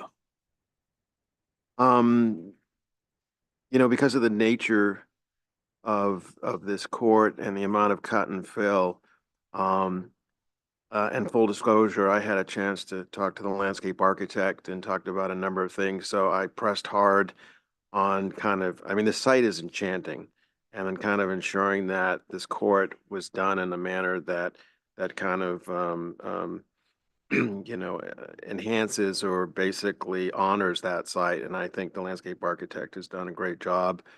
Tough task, and trying to fit this court in. It's about the only place it can go. And all those issues and details that I was worried about are being addressed in spades. So I appreciate everything you've done, and I think it'll be successful project for you. Thank you. Chip, comments? Yeah, I guess, this morning site visit was at least very helpful for me to see the site, and I do agree with the letter from Robert Sen that the views from Riven Rock will not be affected, and the public will not be affected at all whatsoever for the location of the tennis court. However, I thought the site was very beautiful. I enjoyed the walk this morning down to the bridge and everything, and I think it's personally, I think it's a mistake to put the court in the front. But however, this is the owner's desire to do so, and I think that this is will look as good as it can be from a landscape architect, and because of that, I think this is a supportable project for the sake of the owner. Thank you. Dave, comments? When you first presented the project, I had strong reservations. I think the site visit was very helpful. I think the site is very constrained, and after seeing it, I understand and appreciate that this is the appropriate location for the court. You're preserving the oak grove to the south, which is very important. You're doing this court in an area that's already been disturbed, so you're balancing the grading on site. You're mitigating for the trees that have to be removed or impacted, and also creating an extension of that oak grove and strengthening that and blending this in with that. And this isn't visible to the neighbors of the community. So whereas I'd normally have a hard time approving a project like this, I think for those specific reasons on this specific site, I can support the project. Bill? Yeah, no, I appreciate the comments of the other members as well, and the fact that you are continuing the oak grove kind of and making it feel like it's kind of nestled more inside that oak grove, and I appreciate your efforts in trying to make the creek contain and feel like it's just sort of a blending in and that there's no impact to that. I too was, a little worried about it based on our site or a previous before site visit, and then the site visit I think helped a lot. Certainly giving it screening and protection from the neighborhood, not really seeing it. So I do appreciate that. I didn't see your fence details. Do you have fence details and gate? There's a section, They're in there. there's a Okay. cross section, a long section that shows the Okay. details, and there's a couple of, details that show the Okay. actual members and the Got top caps and the support and how the chain link hangs Perfect. on the inside. Okay, then I'm all All good. that has been well thought out already, and we want to do a high quality. And I appreciate all your guys' input today, because I think is a much better product with that grove being extended to the north. And the pergola to me looks fine. I think it's well done. It matches the house. It looks like it was As far done as at the the same drainage, time too, so. Mark Braun is our engineer, and he's going to do a bang up job for us to make sure all that water is correctly going underneath. I can approve it as submitted. I also was very concerned about this project prior to the site visit. I think on paper it looks good, but there's this little problem called a lot of contractor men running around all over the site. I am sure destroying the lawn and everything else between the driveway and this site. That is we did a site visit to the Biltmore after we went to yours. And this beautiful lawn between the building and Channel Drive is no longer. It's just dirt. And it's like, so they'll put down sod and I'm sure it'll be all fine. But that's going to happen here as well. And I'm concerned about actually how it's going to get built. And there you've represented that it's going to be a post-tension structure. And when you understand that, what you're really saying is we're not going to be compacting the soil, or we don't need to compact the soil underneath the court itself. Well, And there, Not really the case, John. We want to compact it as tight as we can, but we need that slab to stay contiguous, and that's the way to do it with post tension. We don't want it to settling. get equipment down there and not have it, there's all this orange fence that people put around, but it's not really a tree that's special here. It's that whole area right from the edge, the south edge of the court down that's so special to me. And the protection of that and how that's going to actually be done. There are footings. I assume you're going to have a small footing to the south and a large footing under the court itself. But you're going to have workers down there and they're going to be putting in concrete block, I assume. It might be poured in place, but I doubt it. Then they're going to be probably putting on stone veneer. So there's going to be a lot of destruction to the south of this, and a lot of what we saw today that was charming is at least temporarily going to be disturbed. It's the key word because the staging should happen from the top. The men will be parking in a service court they have at the bottom and coming up and moving through the site, but it's going to take, you know, a repair of a major nature to bring it back after construction. So where I'm going with this comment is I have faith, but I hope it's not hope that it's going to be okay. And it also seems to me that any of that area north of the northern edge of the court is going to basically be dirt and does not need to be returned to lawn. So existing lawn to remain is, in my world, misleading. I think it's new lawn to replace existing.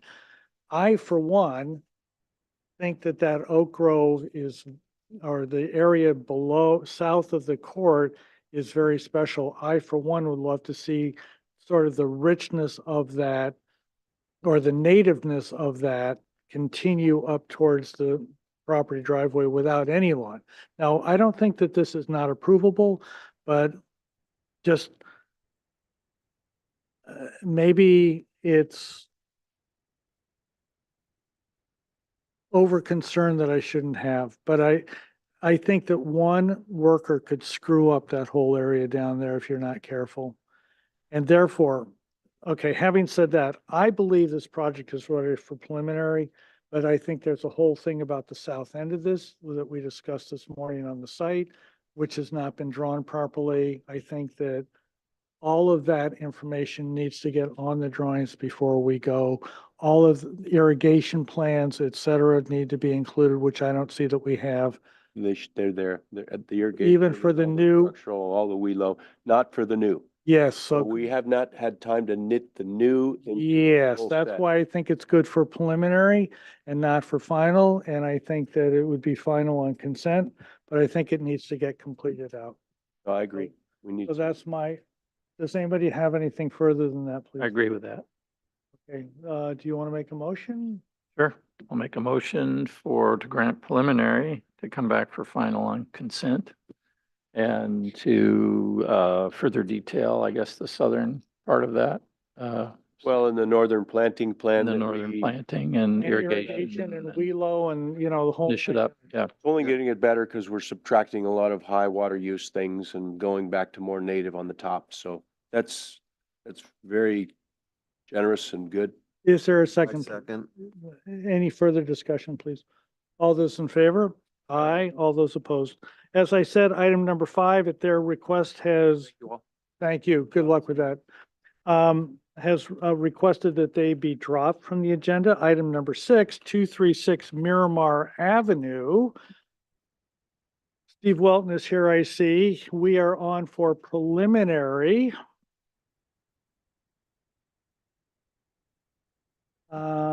Yeah, there's a memo, no comments, so. Oh, let me read the comments from our last meeting, please. Nice architecture, restudy site layout, move structure further south, move further east, excuse me. Remove paving outside of side and in parentheses west setback. Consider adding steps, levels within the residence to reduce the height of building as seen from the road.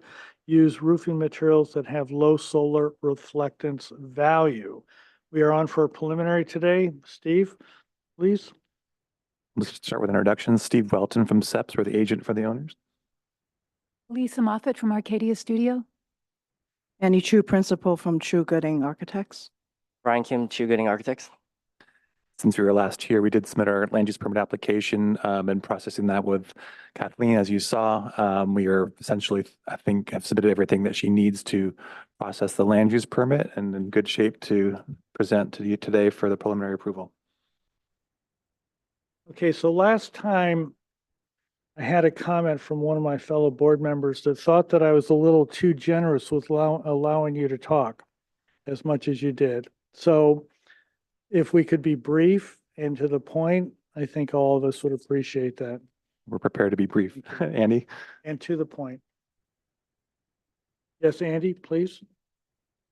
Addressing your previous comment. Mm-hmm.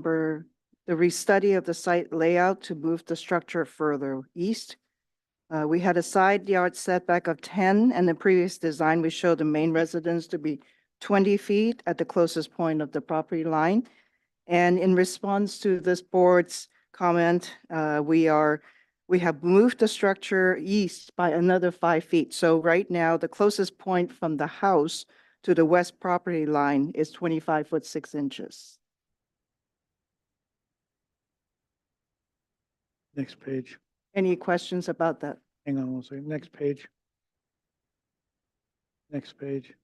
Oh, you know, this is broken into a bunch of different. Yeah, there it is. Yeah, so they took that whole mass and moved it to the right. Correct. Okay.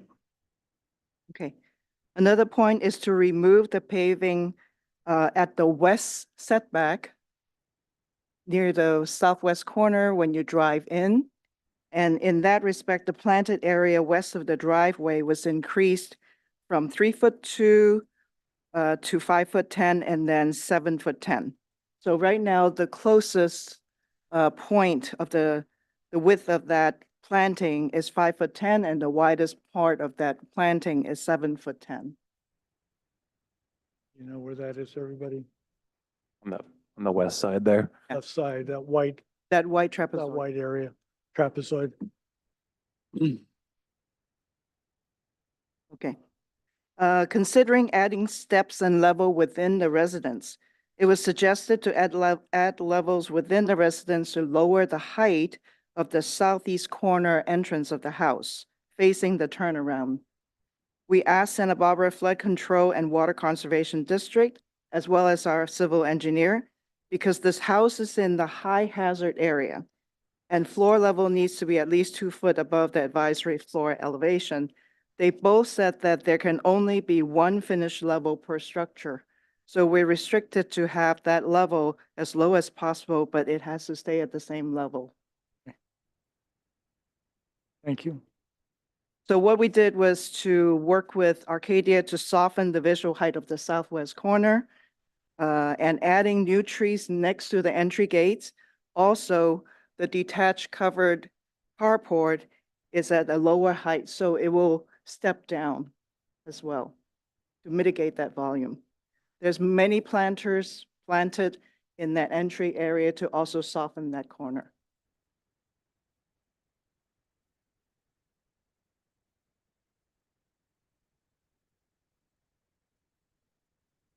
Another sheet with elevations.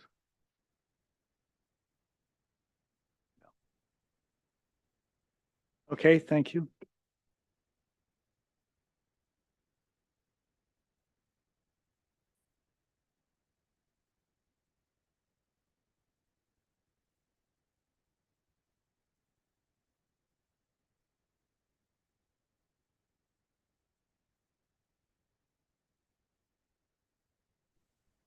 This is Puck Erickson from Arcadia Studio. And there weren't a lot of comments about the landscape plan last time, but it is inherently similar to the concept plan in terms of the location of the pool. We did, to your point about the entry and the height of the entry, we did readjust the planters and created more planting space around the entry. The garden to the east remains largely untouched, and the north. And we are, of course, have more planting space for a more robust hedge along the west side, which is in keeping with the hedge material that we'll be planting on the south perimeter as well. And the north, both north and east, have additional native shrub planting to create a good screening barrier along all the neighbors. Next sheet.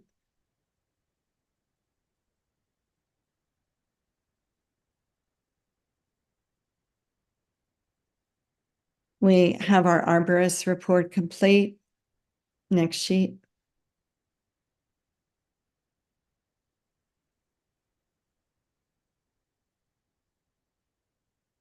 And this is the lighting plan. And the lighting plan shows both the architectural and landscape lighting. So I'm going to hand it over to Annie Chu to walk you through the architectural lighting and address some of the issues that were presented by Mr. Watson. We received from Steve Welton, so we would like to address those at this time.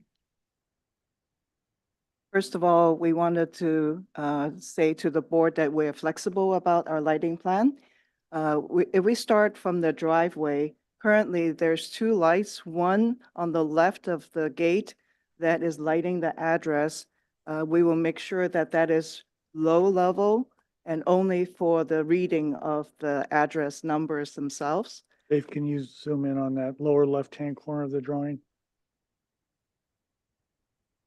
Thank you.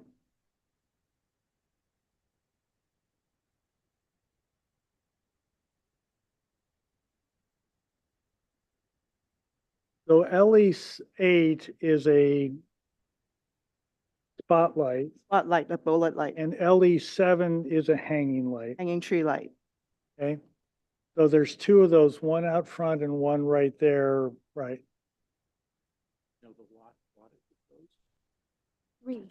Three watts. And I don't remember what's LE8. I don't remember. LE8 is, I think You go to the far right, David, the it's far actually, right. there's a little Index of all the lights. Up on top, all the way on, yeah, no, it's on the bottom. on the very sorry. bottom. Very It's on the bottom. bottom. It's a wall watch. Oops, there it is. LE8, right?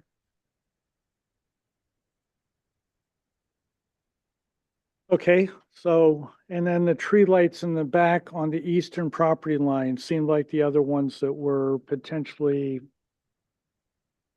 And that's actually, you see, that's a hanging light right there.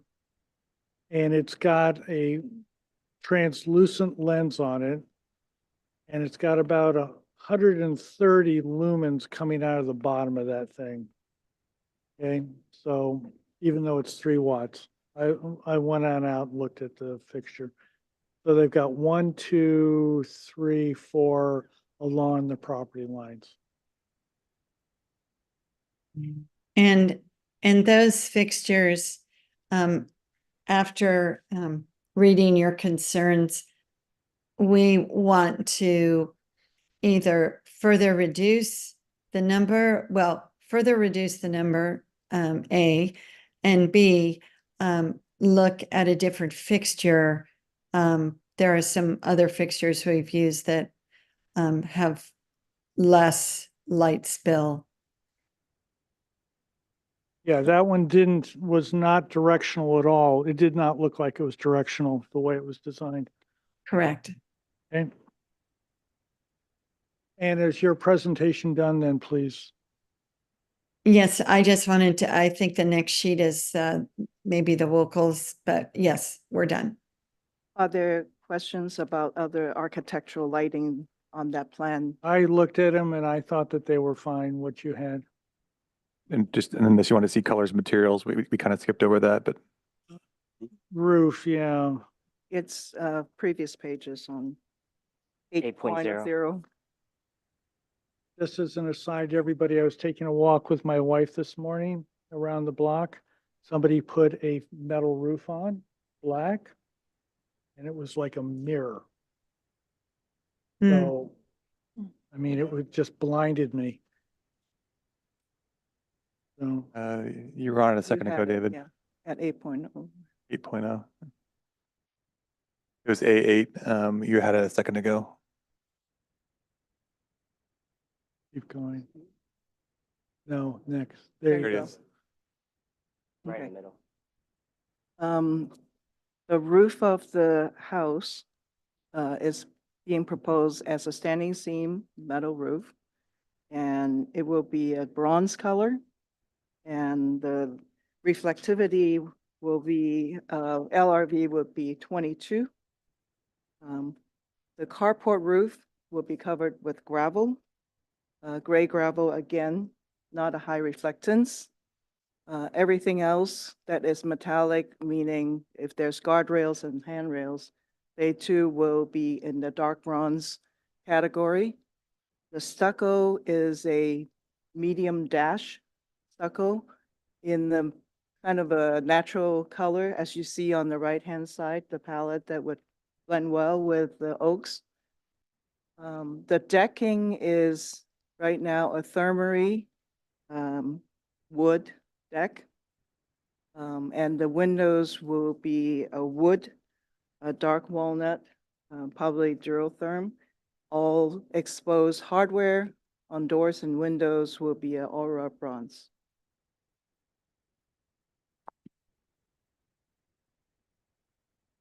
Are you done, please? Yes. Questions, Bill? I think that the metal, so is it a matte finish on the roof? Yes. Okay. I would want to say That's- cut sheet. Yeah, I think there's a company that we've been speccing in Hope Ranch that's got a very flat finish, definitely not reflective. I think it's Steelscapes. I can't remember the name. Rob and I were talking about it. And that would be a brand that has got very low reflectance.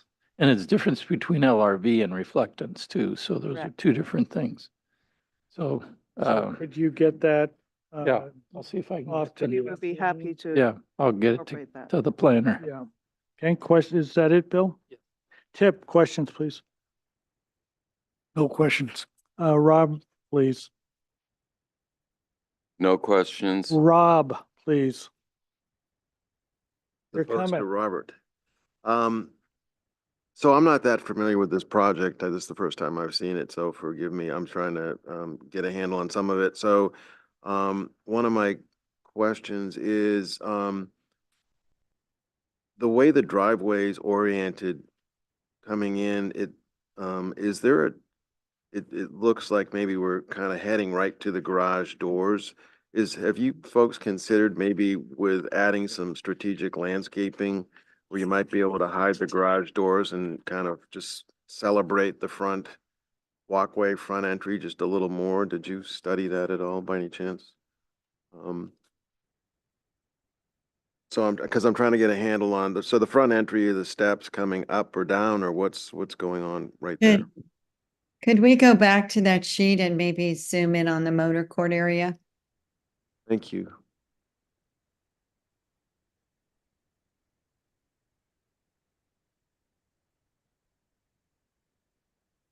Are we stepping down or stepping up at that? We point? are stepping from the motor court up to where the number 20 is. That would be Right, there we the go. primary landing. It's got flood concerns, so they're up. Right, all right. And it slopes from high to low. There is also a Let's see the model model. here if you would like to see the model. Open carport, no garage. Okay, and then the only other question I have is on the pool, is that, so you have lawn coming up to the coping, is that gonna be real sod, by the way? Yes, it is. Lawn or synthetic? It's real sod. The darker green represents turf and number 17 is a meadow grass like blue grandma or no mo. So the coping looks really thin there. Is there gonna be a pool cover on that? Oh, I actually just sent an email about this the other day. We are moving into final construction documents and picking up details like this, which of course that the pool coping will be about twice as wide what is shown on this illustrative, because there will be a pool cover and it will be probably 14 to 18 inches. We haven't Okay. made a final decision. Yeah, it's on nice and it's so nice and simple that, you know, how the pool covers and then those projections where the motor is kind of can ruin the simplicity where you're going with it. So anyways, I have no more questions after that. Thank you. Dave, please. Questions? No questions. And Robert, questions? No questions. Public comment, is there anybody that would like to address the board on item number 6, 236 Miramar Avenue, please? No one online. Okay, we're on for a preliminary today. Comments, Bill? Yeah, I appreciate the efforts you've made in making the changes that were requested. I don't really have any problem. The comments I have, though, is that maybe that light that is in the tree could be more of a cylinder and less of a hat, so that it could be focused down and not splay out. I think Puck had mentioned that you might have a better fixture. FX seems to be one we seem to use a lot or see a lot. And also the only other comment I have is the roof material. I think if we can get a matte finish on it, as John had mentioned, you know, we're seeing a lot of trouble and problems with people getting the reflection of that metal roof on there in the neighboring houses. So Would you be able to email the planner? yes, I was crafting an Okay. email to get that information already. So with those two things, I think I could support what you've presented here today. Tip, comments, please. I have no further comments. Rob, please. I really like the project. I just think there's some details. And what I was driving at was it seems that on the front stepway that you could maybe have that paving extend further out and kind of visually grab your eye. And that if you flank both sides of that carport with a little more landscaping, have some landscaping pockets in there, you can kind of have the ability to hide that carport a little more and then create a little bit more emphasis and kind of grab your eye towards moving you towards the front walkway is about all I saw. But I mean, everything else, I really like the design. So you've done a nice job. Dave, comments, please. This is my first time seeing the project, but I appreciate the design, the size of it, how modest it is, you know, the FAR. And I just like the quiet feel of both the architecture and the landscape. And I think it's a very nice project. Is that it? Robert, please, comments.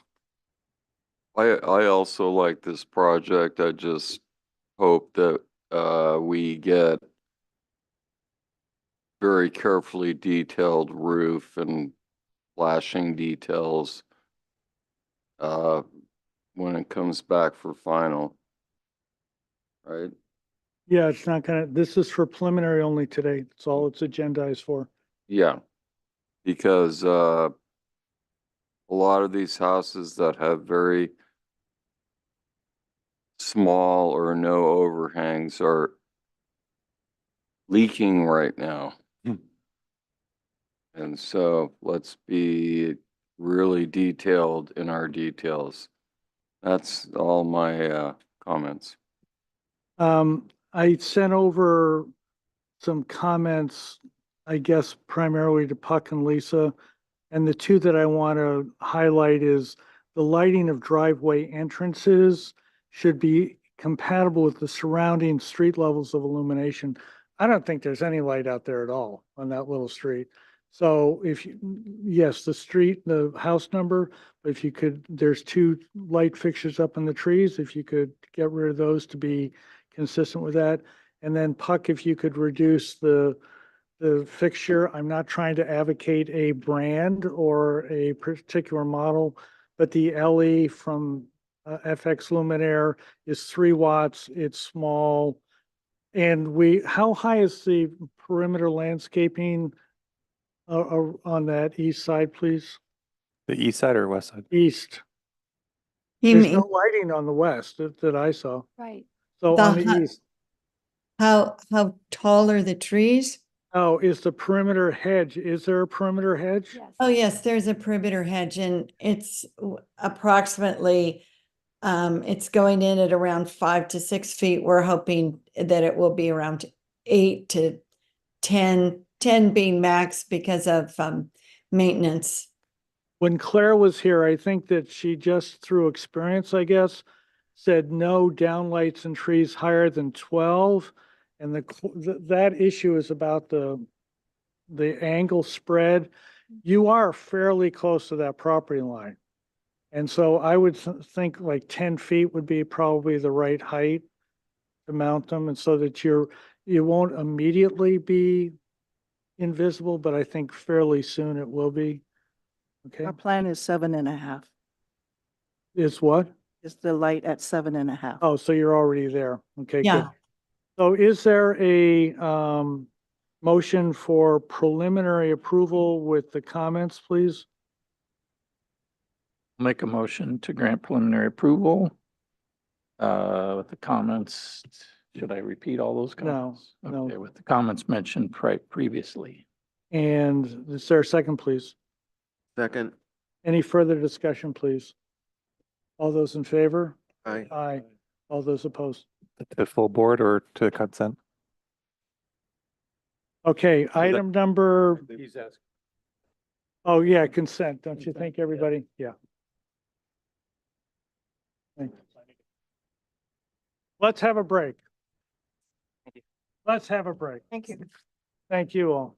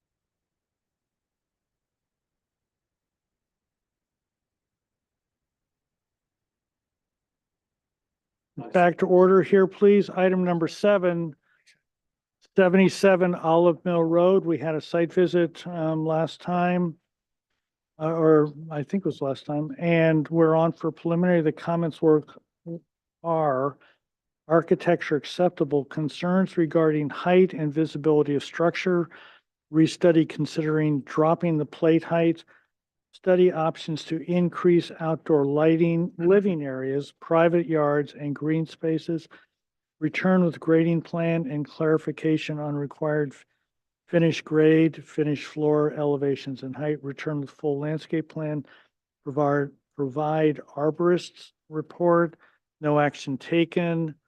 We're on for preliminary. Are you Santiago? I am. Great, thank you. Your presentation, please. So Santiago Coronado. Unfortunately, Robert is not able to come in. He's out of town. So recommendations of previous report was that we drop the structure by a foot. That had to do with a adjoining neighbor, which was the owner's neighbor. So if you go to the site plan on second sheet, I believe, or third sheet. So you can see the neighbor to the right side of the page. That's his house. So he's doing the duplex here. The site is pretty flat. It slopes from top right to bottom left about 2 feet at the most. So the center is about 50.5 in elevation. The reduction of 1 foot of plate height, which means that we reduced the roof by 1 foot. Now we're under the allowable, as we did if you look at sheet A2.1.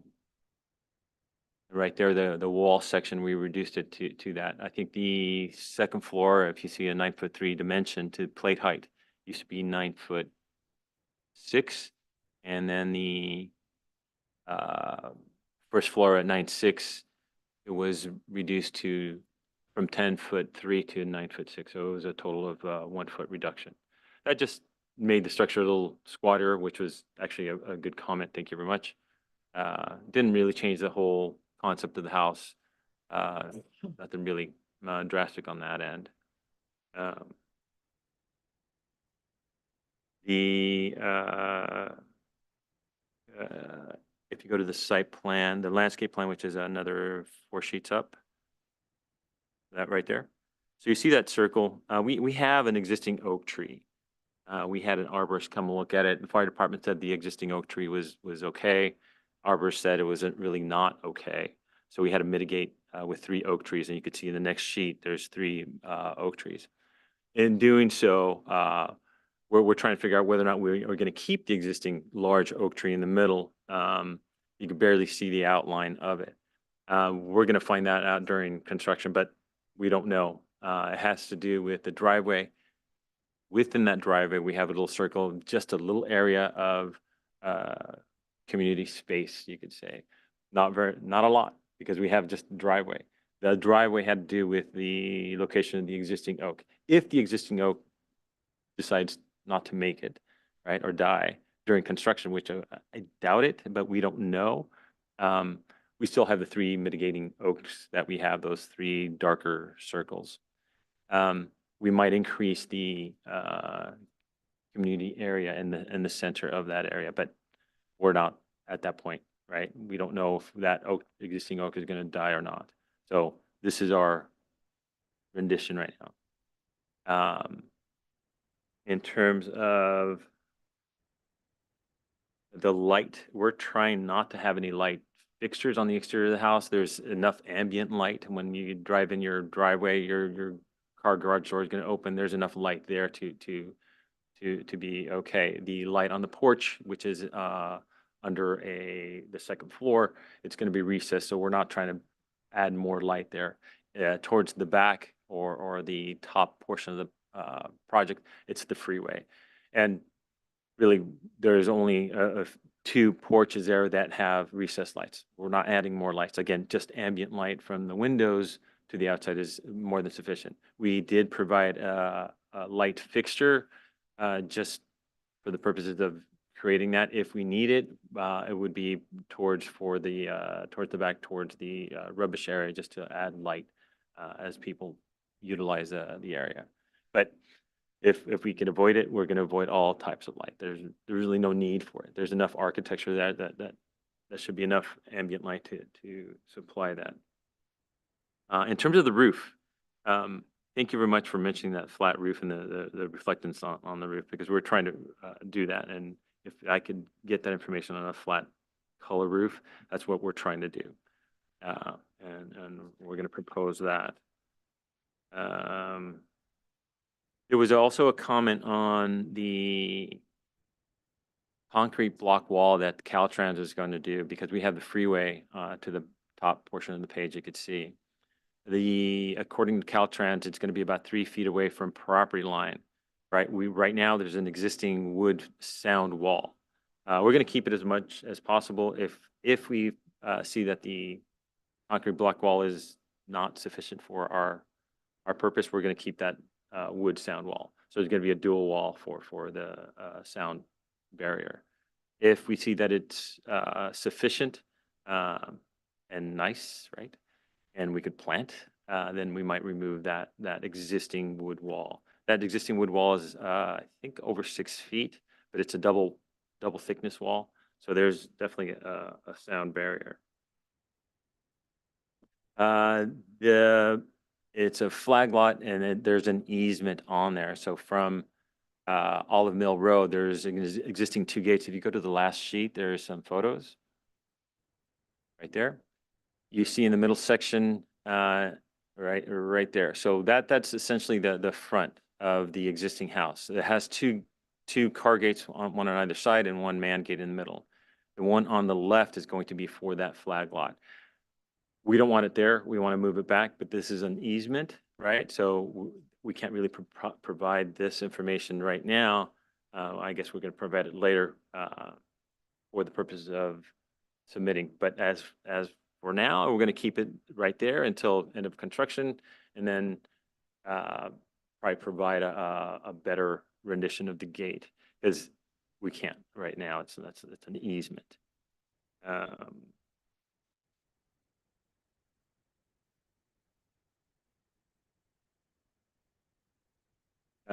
Grading is minimal. It's just balanced 98 cubic feet in and out.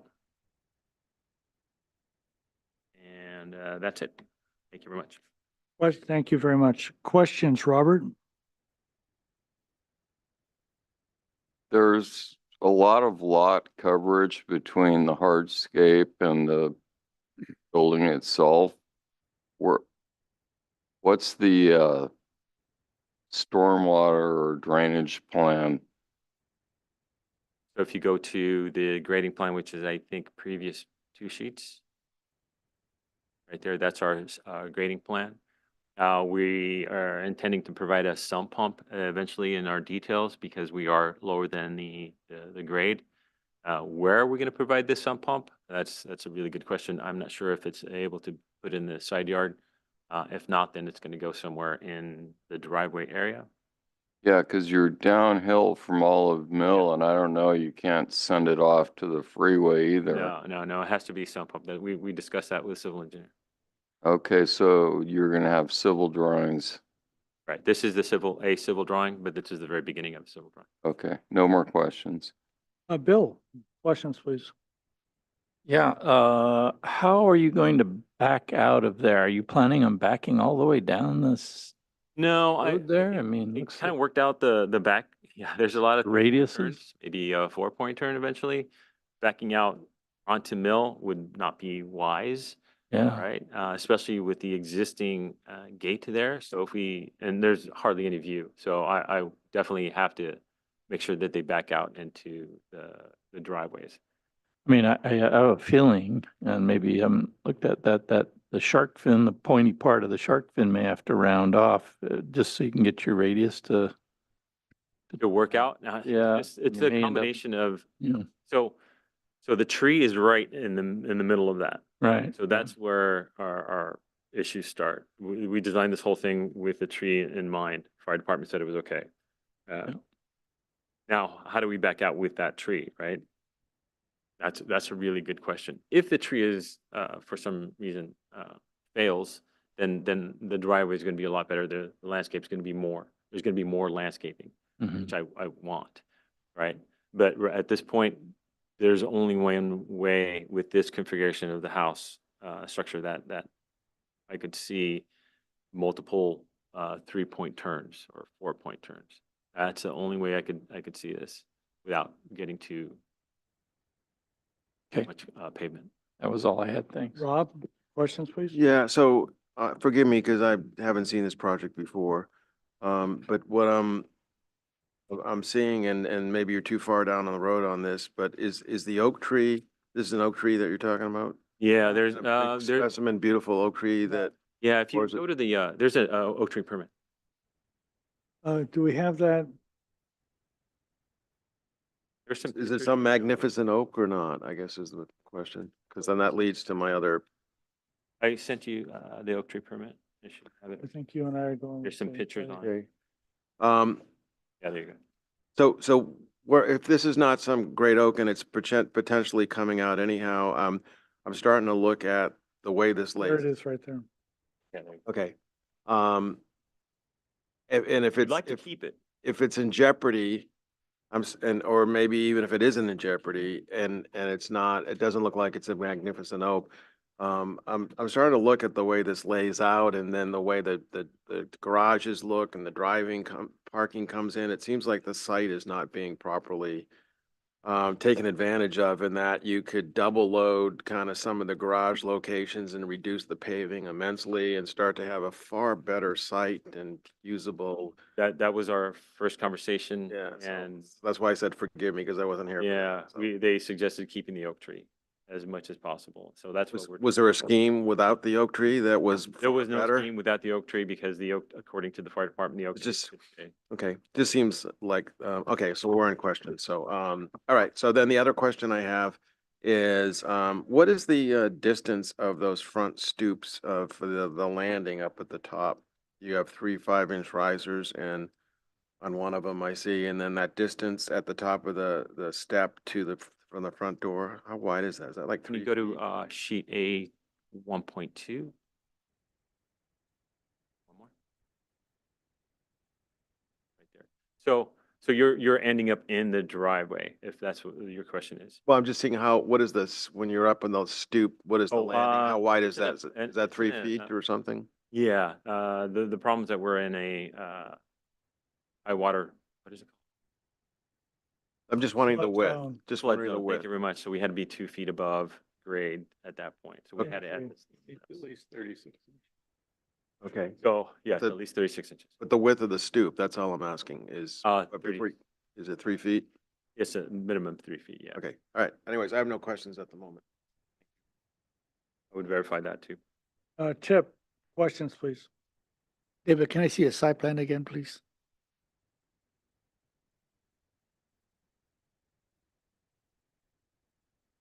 Actually, the landscape plan would be better.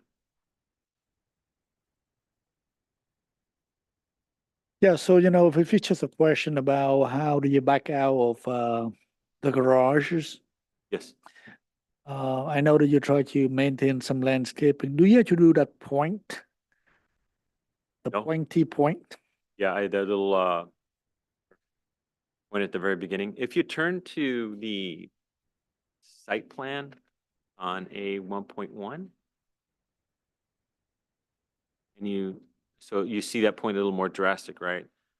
And you see Yes. the point of the oak tree where it's located, right?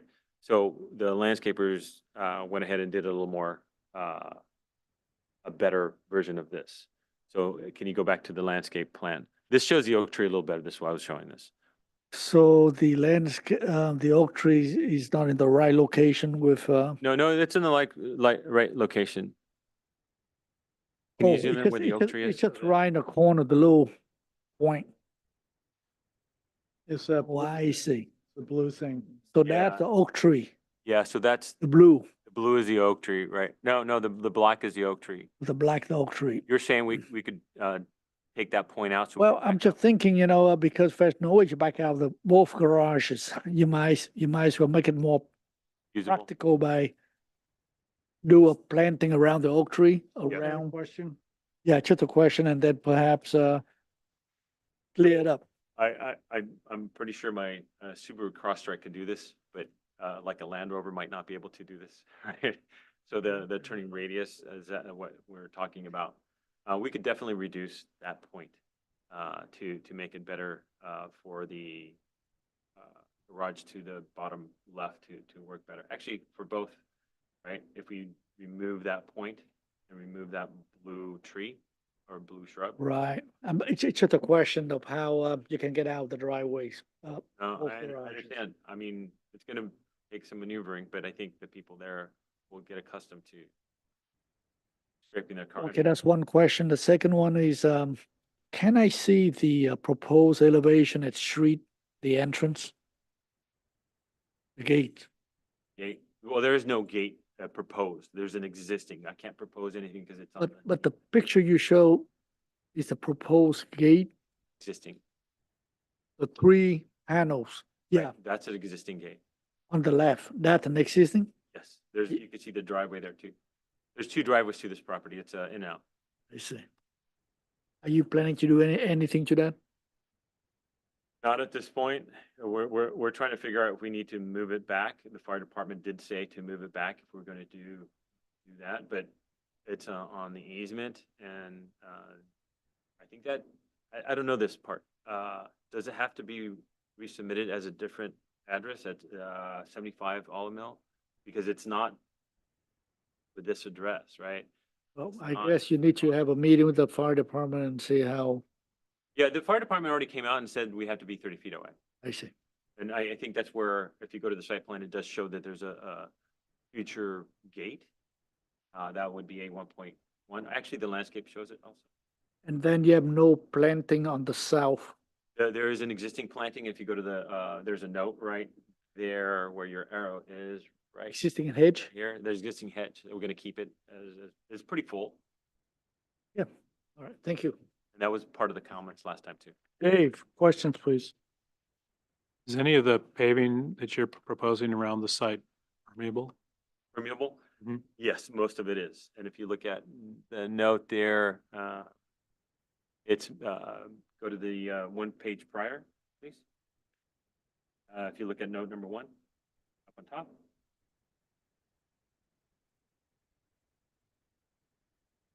To Bellegarde, right? And those are permeable. Even, so I spoke with the arborist and permeability of that. And I said, well, can we keep the driveway with the permeable? Would this affect the existing oak? And he said it wasn't really affecting the existing oak, but when you start the construction and providing the substrate for this Belgrave, then you might find some roots. So this is where we don't know. We might find some roots, we might not. And if we don't find roots, then the tree is going to be okay. Now, how we propose this driveway and how much of a construction we get into and removing some of the roots to provide a smoother driveway, I think that's where it comes into play of, is this existing oak going to sustain construction? Yep. Is that it? And I have no questions. Public comment. Is there anybody that would like to address the board on item number 7, 77 Olive Mill Road, please? I have no request to speak. Okay, comments. We are on for preliminary today. Robert. Comments. I'm a bit conflicted, but I don't think that tree is gonna make it.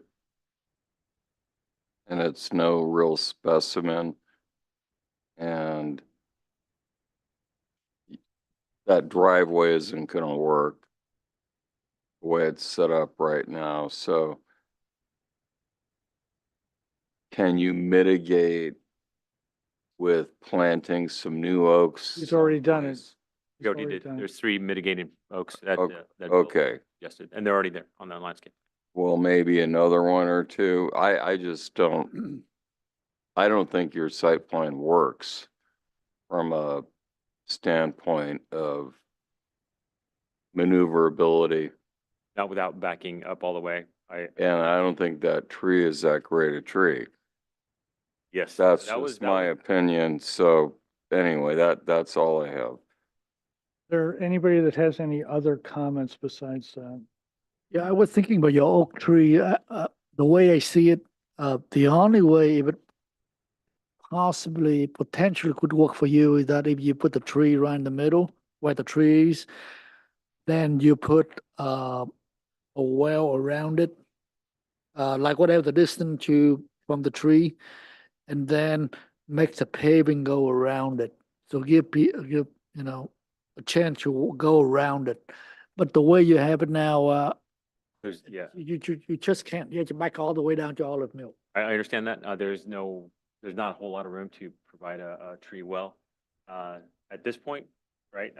If you suggest that and that's part of the requirements, then I would move to remove that oak. But at this point, the owner does not want to remove the oak. So Because the way the design now, we don't think it's workable. it's all about, really the issue. it's all about how they drive backing up. I think that's really, All the way down to Olive Mill. that's a hard part. Any other comments besides the oak tree? Dave? Yeah, given the amount of paving on the site, I would encourage you to use permeable paving. And there's Belgard and these other companies have pavers that are specifically made to be permeable, and get that on the specifications so that it's obvious. I will definitely do that. I believe. And I agree with Tip's. I think what he's saying, you're already that close to the oak with the paving. So I think you could take out that fin, and then you'd be able to have people turn around, which would be a much safer situation because it doesn't work right now.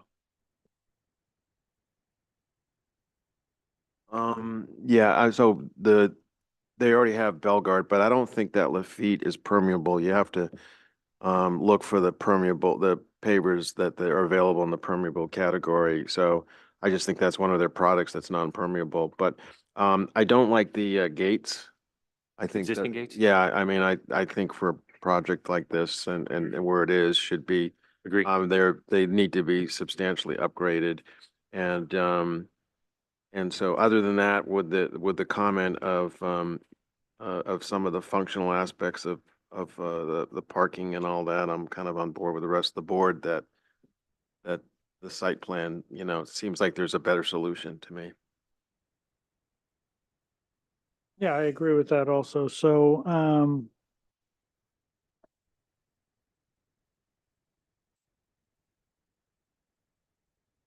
we have 6 people that have got probably cumulatively 150 years worth of experience saying that oak tree is not a good idea. Yeah. So again, that was we provided this information prior, right? And So now with the oak now that we see it, I mean, I think that you can see the note number 4 next to that slightly curved wall. I think you can extend to the left. Not that number 4. Yeah, right down there on the southeast side, southwest side. I think you can extend the landscaping along that area even more if you get rid of that oak tree. I think you can have that narrow throat open up. I think you can do a significantly better job of having a project. Now, as it turns out, I've been working on multifamily projects for about 10 years or something.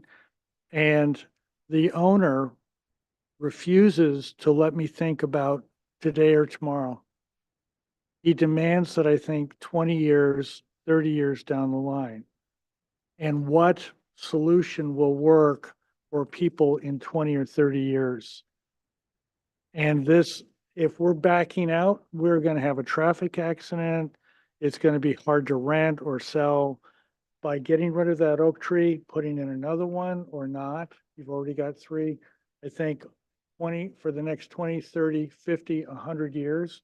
My house is 85 years old. It's going to be better for all time. So I'm ready to approve it with the removal of the oak tree. What do you guys think? And if the owner doesn't like our approval, I guess they can appeal us. Okay. to the planning commission. Well, Okay, Removal of the oak tree with some, Revising the backup. with With- modifying the driveway a yeah, little bit though? reworking the entire driveway area so that it actually works as something. Yeah, so it actually works as a, Cohesive. Nose front. Yeah. I agree. And I think if you do that, you can start carving out some meaningful open space for the people that live there, or common patios that will be nice to sit at and be at. Right now, it doesn't seem that way. and if the owners want to appeal it, they have 10 By days. the way, if it's a coastal zone, They are in the coastal zone. they remove oak trees. I don't know. Well, it has to do with the oak tree report, I believe. If the oak tree report is not favorable, right, then says to remove the oak tree, then we can't. I think you need to talk to your planner because the oak tree pretty healthy. So Henry, are you here? Henry? Kimberly, Yes, can they remove the oak tree in the coastal zone? yes, they would incorporate that into the project description because the removal of the oak would need to would need a permit. We have to make the findings. The findings typically have to deal with the health of the tree, although there may be some flexibility based on safety, et cetera. So Henry would have to investigate that a little further, but we could incorporate the removal of the oak tree into the project description, and that would satisfy the permit requirements. I move for preliminary approval with the removal of the oak tree and restudy of the motor court area dependent upon the feasibility, the legal feasibility of that oak tree removal. Is there a second, please? Excuse me. And to restudy the gate. Thank you. I'll second that. Any further discussion, please? All those in favor? Aye. Aye. All those opposed? Thank you. Thank you, Kimberly. Good luck with that. Yeah, I think so. Probably. I don't know. What do you guys think? no to consent. Consent? I think we can handle that. Okay. Yeah, to consent. We'll try to keep it consent. So you're not coming to the full board anymore, So just go to, just the two of us. thank you very much, sir. Yeah, thank you. Good luck with that. Item number 8, 1260 Channel Drive, the Biltmore. And I want to make a comment. I'm always scared when there are more applicants than there are board members. Would you want me to sit up there? No, yeah, come on up. Okay, so we had a site visit today. The comments from the last meeting were, site visit required, restudy fenestration, study proportions of arches on building B and D, concern that project, particularly the larger bungalow patios, may have a negative impact on the lushness of the landscaping. Return with full details, including the existing and proposed landscaping. One member has concerns that the green cedar fences are not appropriate to the project. Return with additional details justification. Consider constructing a new guardhouse structure compatible in style and architecture with the Biltmore, or leave the existing guardhouse in its present location. Henry, are you with us, please? I had heard that that we are not permitted to give preliminary today. Okay, so it's agendized. Something happened, everybody. Doesn't matter what it is. So we can't grant preliminary today. It's back for further concept. Okay, Mark, Ken, Paul, who wants to talk?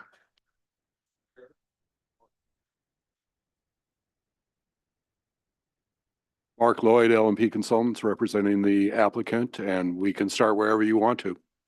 I think we asked that a drawing be prepared. Planner comments, okay. Let's just read this. So this project was initially placed on the agenda for preliminary, go back. For preliminary review, but there are currently some discrepancies on the plans provided to P&D, and the applicant is working to address it, or this. As a result, this project can only receive further conceptual review today. the 22nd. Additional project, the project will return for preliminary review at a later date once everything has been resolved. Additionally, the applicant has provided a historic report that is currently being peer reviewed, so it's not really something for us to look at yet. Okay, so that's the project description. Okay. Okay, so do you have that patio plan with the red and the green, please? Yes, we do. Paul's Can going you to bring that up. zoom in on that, just like one portion at a time, Paul? Anywhere you want to start? Farther, let's get really close to a couple of these buildings so we really see what's happening, please. Going where we were this morning. Red is Red J. existing and green is proposed.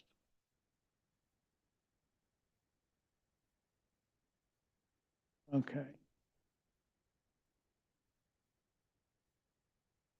Stop, just stop, please.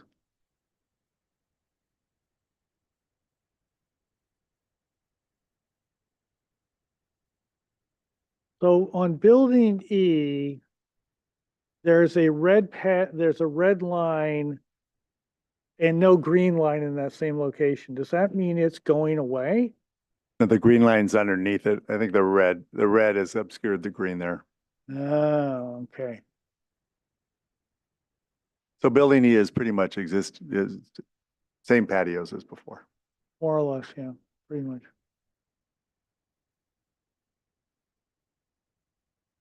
Paul, stop, give us a chance to look at this, please. Yeah, go up. What happened to building G? Yeah, what happened to all that lush landscaping up there at the street? Okay, so G, if you look at G on the lower left-hand corner, you see where that gate is right there, where Paul is. That's where the yard is now. And so we've moved the yard to be inside the courtyard. And so that fence has come out and it meets up with the walkway there, similar to what's happening at J, just up the road there where the fence comes right there. Yeah. Yeah, but what about up next to Hill Road, please? That in G is pretty much the way it is now, although we've moved the fencing out and made it a little wider. But currently there's walls that go right out to the road on both sides. So there should be a red line up there that we don't see. Well, it's the perimeter fence. It's a hedge. It's a hedge. So it's not really a wall. What you're seeing here are walls or fences. The planting itself is not in red. Yes, along Hill Road, there's a hedge with a black chain link fence behind it. And is everybody done with G? Can we go to H? About that red on the left of G, moving that existing above, up. Yep, right back. Heavy walls. Yeah, those are real big heavy walls and there's a lot of equipment in there that we're getting rid of. And then they're adding that new green. Yeah. So that the patio area outside of that unit that's right there, not that one, but there, Paul. Yeah, so that's a much nicer patio for that particular unit. So each unit itself, each room has a much nicer, more generous patio. Can we go to H, everybody? Is that Sure. okay? Okay, H and Paul, so that we can see Hill Road, please. H is similar, where the one, yeah, there's a patio there where that trellises, we've gotten rid of that and made that a nicer walkway, so that's all planted. And then inside that courtyard, we have two. Now that particular wall there that you guys saw this morning remains. That's why it's gray. Because that big oak tree that's right there, we would risk losing that oak tree if we changed or took that out, so we left that in place. I know we're not in questions yet, but since we're looking at it, are you adding actually a fence between the hedge that you talked about on Hill Road and the yard? Or is that just, so there's going to be the Hill Road, the hedge, and some space and then a fence? Yeah, we've shown the fence because there's a pool there. You can see there's a spa tub there. So just to indicate that we have a real enclosure enclosure to that area, correct? Everybody done with H? Okay, so J. So on the lower left-hand side of J, we have a fence that's now going and touching, I assume that's a brick walkway there? Yeah, it's within 18 inches or so, and you can see that little red swatch. That was a gate with the two little fence walls, and that was all planted in to basically about the same size or a little bit less. And we've replaced all that planting that made the privacy with the green fence itself. And that's what you saw this morning. And then the next wall next to it, the red, that was kind of a block wall there that we've replaced it with a green fence that just goes straight and makes that yard much nicer and more open. And as you saw on the site, sometimes these walls were 7 feet high, 8 feet high, 12 feet high. They kind of grew over time. Everybody done with J? Okay, can we go to the next one, please?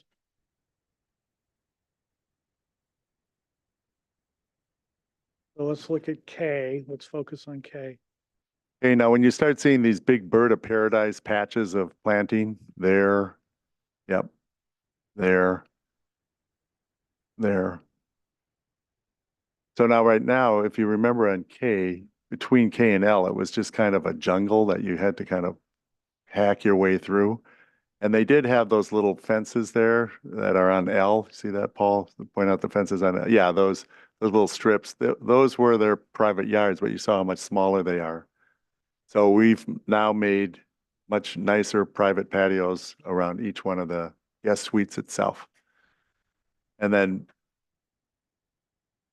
as you saw, the main landscaping still is along the pathway. It's just all of the fencing or all of the planting that was against the building, it will be pulled away and on the, the outside of the fence rather than the inside.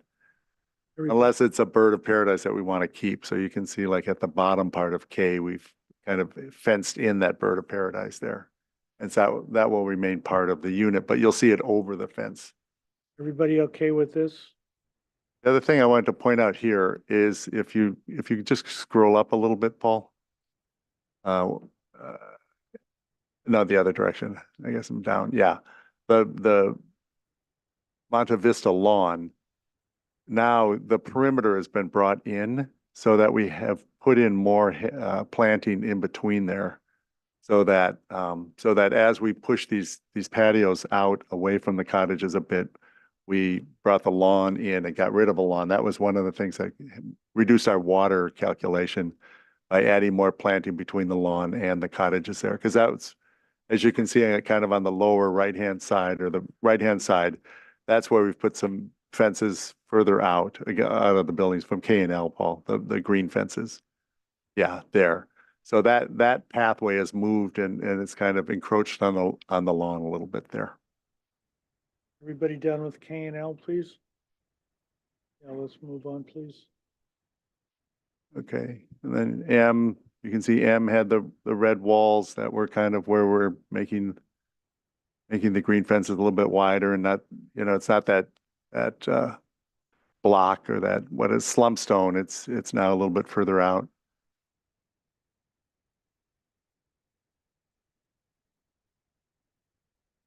Everybody okay with M? N, please? And P, I guess. Both Yeah. at the same time. Yep. And then you can see how the walls or the fences in the front go out to that property line fence right there along the purple. So there's a nice front yard for each one of these.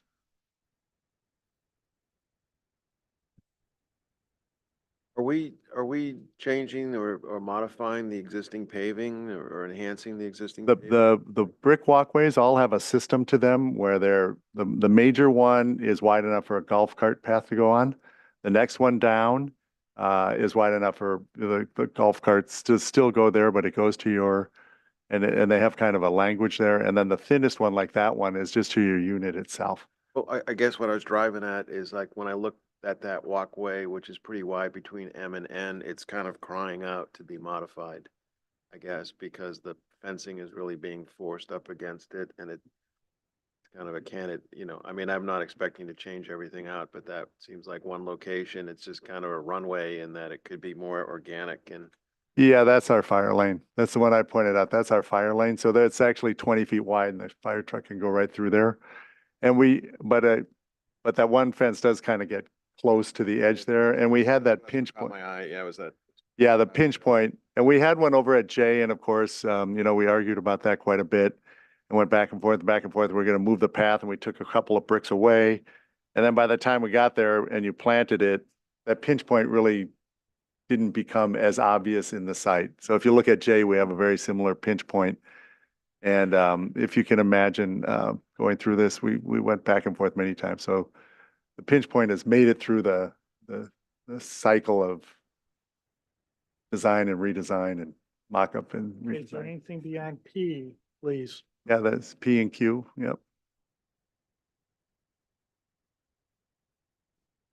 Yeah, P, yeah, there's mind your P's and Q's there. So Q had quite a exuberant fence there, kind of on the far right-hand side. And that was a good 10 or 12 feet tall. And so we've kind of squared that up and would bring that down and lower the patios to the, So all in all, I mean, we're looking to make really a nice experience inside those and take the guest suite experience that used to be you'd stay in your room and then you'd have to leave it. There really wasn't a nice place to have a cup of coffee in the morning to where now you can have that in your own little private area. And of course, all of these rooms can be locked out to the main room itself. So there's 4 rooms in each bungalow. Right.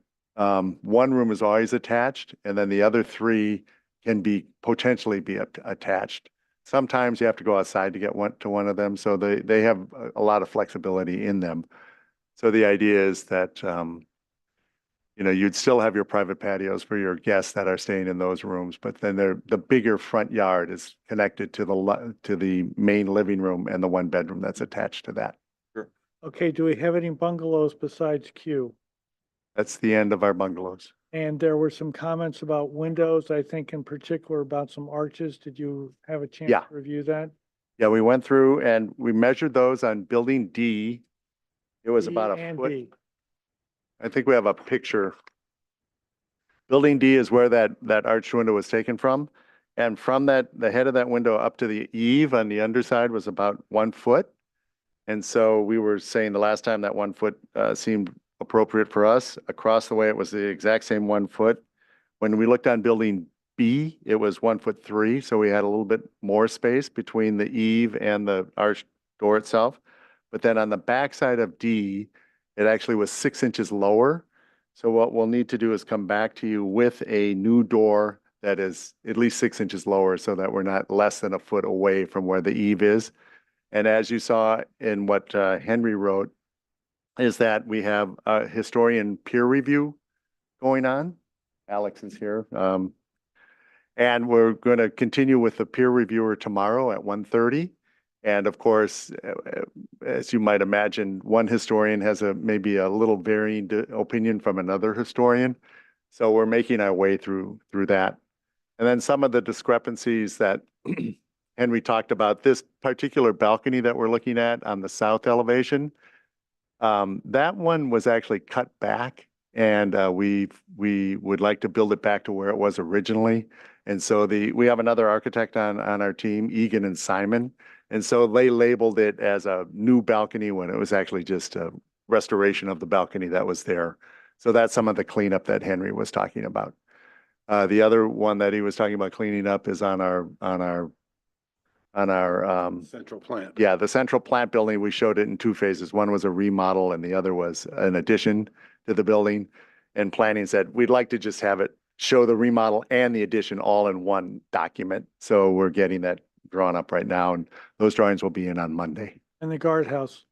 The guardhouse we can go to. And we took that little building from 1904 and we changed out the siding. And our thought is to just remodel the piece that was there, move it over, put it on new foundation and change the siding and change the windows. Alex has written her letter about what the windows should be like. Here it is here. And it goes on that little island that's there. And as you can tell from the guardhouse itself, it's really a place where the guard sits and looks out, but the practical side of it is they actually come out and step out. You saw how it worked this morning when they came out from their little tent area. And so they just need a little resting place to be. So that board and bat, we'll do a smaller board and bat. Obviously, that one on that existing bungalow is, I think, a 4x8. Those bats were like tremendously big. But the windows all matched up. We have some pictures of that bungalow that are on that lower. And the age of that structure? Oh, the one that's there, that one that they have? Yeah, please. Yes. That guard please. shack that's there, Sean, when was that? Yeah, so it's at least 20, 23 years old. But was it ever permitted, please? We have a number of, it's on our list of buildings, correct? It is on the 98 development plan approval. So the planning department has recognized it? Yes, correct. Okay. Yep. Very good. Can we look at the pool and the lazy river, just the? No, no, Is that not a part- today, okay. not Is that, today, is that? not today. That's going to be a separate application. No. So is there anything else, please? Before we start asking questions? Yeah, but we have the blow up areas of each one of the bungalow areas that when you start asking questions, we can bring those up for you. We have, big thick set of drawings here, so. Oh, the one thing, yeah, Paul, could you go to that one drawing that shows the landscape areas? There's one yes, this one here. So this one clearly shows the scope of the work in terms of where we're doing things. There's all around the bungalows.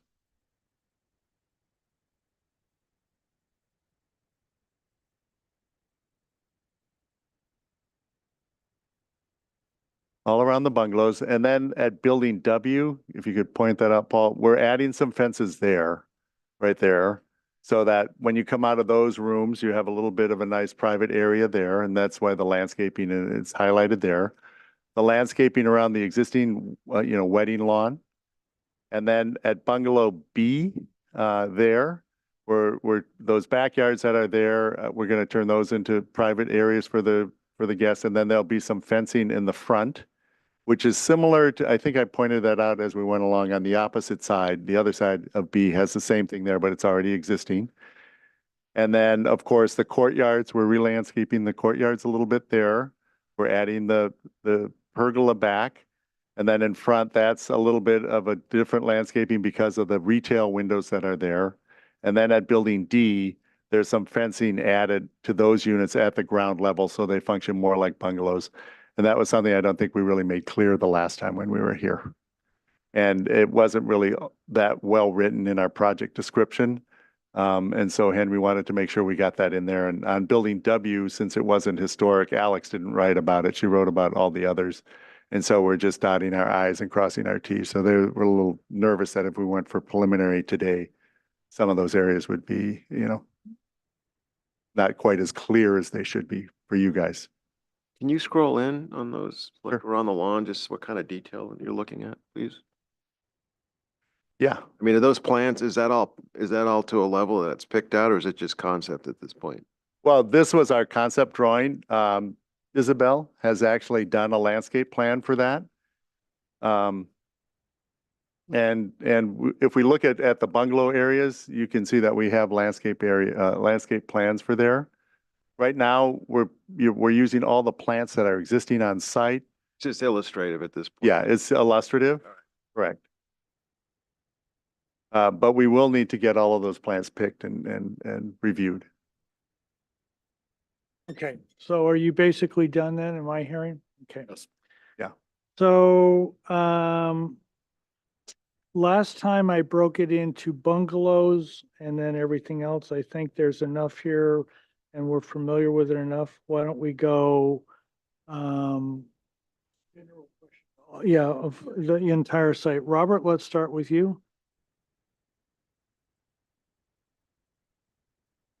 I apologize, I missed the site meeting today, but I remember those bungalows as being one story, yet I see a two-story. That E happens to be two-story. It's the only one. Only E? Yep. Okay. And are there any architectural changes? Yeah, we've been relocating windows and moving doors so that when one room goes to the other, but they're all doors and windows that are on the cottages now that Alex has selected and the historian has looked at. Okay. And there, as you might imagine, there's been quite a few changes to these bungalows over the years. They were Spanish tile originally, and now they have the fire shake on them. And there's quite a few doors that have What been is added the to new them. roof? There is no new roof, keeping the roof that's there. Okay. Yeah. So you're None of not them are going back to pristine. tile. Yeah, it's brown. Yeah, it's a brown fire shake. Yep. And how large are these buildings? Just They're all the same buildings as before. We're really just moving doors and windows around, bringing more light into them. There's no additions or changes to the buildings. It's no really just the additions or patios. changes. Okay. Yep. No more questions. Bill, I'm just going down the line. The pergola, I happened to walk by, it looked like are those formed concrete? Is that what? They're plaster, and of course, we've had some dueling architect and historian and client mayhem surrounding those columns, but we finally landed on a column I think we're in Yes, yes. favor of. We haven't made it through our peer reviewer yet, but she hasn't mentioned them yet, but they're round like they used to be. Oh, But it has a little bit different capital on it than it had originally. If you look at any of the old Reginald Johnson pergolas, they had a lot of eucalyptus branches and thatch and things, and we didn't think that was, although the landscape is similar to that, we thought it might be a little more formal. So we've come to an agreement on that, and those drawings are in the set here, which you can see. okay. So, because the ones at the site there were kind of Camford corners. Yeah, that got, So those are that gone. was an idea that didn't rise to the, Got it. Okay, so they'll be round and Yeah. plaster, smooth finish, something. Okay. Yep. It was also replacing, they used to be there originally, and so that was a real plus as far as I was concerned. Yeah, taking It's them not back. a new item, it's a replacement of what was there, and I don't know when it was taken out. Perfect. And then I know I mentioned to you the site lighting, and maybe you can reiterate, but is there any new site lighting? I know I saw some small tree lights hanging along the path, and those were existing. yeah, You I doing mean, anything else? Sean would know that the lighting was a big drama and issued back in 2005, which we're planning on keeping that all as existing. We will need to address some of the lighting when we put the fences in. Paths. And we'll have to bring that for final when we go to final. Okay, yeah, so you don't have any of that to show at this point. Okay, that was it. Thank you. Rob, questions, please. Oh, yeah, I have a couple. Are we doing a whole new irrigation system? And if we're not, how old is the irrigation system? Well, there was a 2005, I saw Ron Foyle not too long ago. Really? And I found his drawings and I handed those out, and Manuel has been, you saw maybe some of the pipes in the ground while you were out there. They've been looking for all of those pipes. And so it's, as you know, all the irrigation systems have a life of their own. So as we fix the bungalows and move those things, we'll put in a whole new system there. On the main site, I think it's in pretty good shape, but I'm sure there's repairs that need to happen there. But is it a wholesale new irrigation system? No, I don't believe so. Because the technology and those products change so much, and the water, efficiency of that stuff is improved so much, and the controllers and all that, and then you would have to have a smart controller, and some of those things would have to be dealt with. But so then my other question is, what did you folks harvest any like fountain urns or any kind of garden art pieces that were on that site? I don't remember. I mean, it's been years since I'd been walked around there. And was there any like, just like fountain urns or ceramic urns or things like that were part of the? No, There's there's nothing nothing there out that there? we found, Okay. but if they're, knowing our owner, if there's something that's there that's of value, we'll reuse it. But there weren't any from back in the day. Okay, all right. Yep. All right, thank you. Did you want to ask him about how they're going to get Wheelo done? I thought that would be in the comments, but yeah, I mean, Well, you can ask him right now what they're planning on doing. So, yeah, so, and I'm sorry to harp on this, but my experience of trying to deal with Wheelo with the county is it's a state mandate. So it's like you're gonna draw some plans and then it's gonna go into, I believe it's Bill Dang or whatever, and he just checks boxes on that stuff. And so you have all high water use, tropical stuff. And so my take is the only way around that is to get some kind of historical exemption of the plant materials so that you're trying to, what you're proposing fits into where you would just that allows you to kind of to use these high water use plant materials. And I know that's what you want to do, and I completely support that. My concern is that you're going to get shut down at that bureaucratic level late in the game, and there's going to be no way around it. It's going to really hold you up. So I guess I'm So the encouraged. question is, So my question is I guess I'm or do you have some way of getting that WELO question answered at the front end so that you don't get blindsided by it, I guess? So as I've mentioned a couple times, we have submitted a WELO calculation and plan with the project. So I looked at that again this morning. And so we have nearly 30 areas there. We're averaging about 0.49 as an ETAF number. No, my question is somebody at the county kind of. that's fine, so he's got. I'm getting there. Okay. So as you know, it's 0.55 for residential, 0.45 for non-residential. So we're missing that by about 8%. So when we go into that WELO sign off, we're probably either going to have to retrofit some of the landscaping to make up that 8% to bring that down. Or as you mentioned, there is an exemption if you're a registered historical site. We're historical, but we're not registered. Okay. So I think the practical thing for us is to look at, and if we're forced to, we would do that. What I'd like to see happen is that get deferred if we can, and have that handled in our revised development plan application, which will be coming in the future, which we will document, a whole revised landscape setup. Okay, because I think this board would completely support where you're going with it. My only concern is there's plant materials in there that it's got to be high, medium, or low. And most of that stuff is either high or medium. And so from that standpoint, you won't meet it. So I'm just, again, I don't mean to harp on it, but I'd like to see you go where you want to go without getting shut down.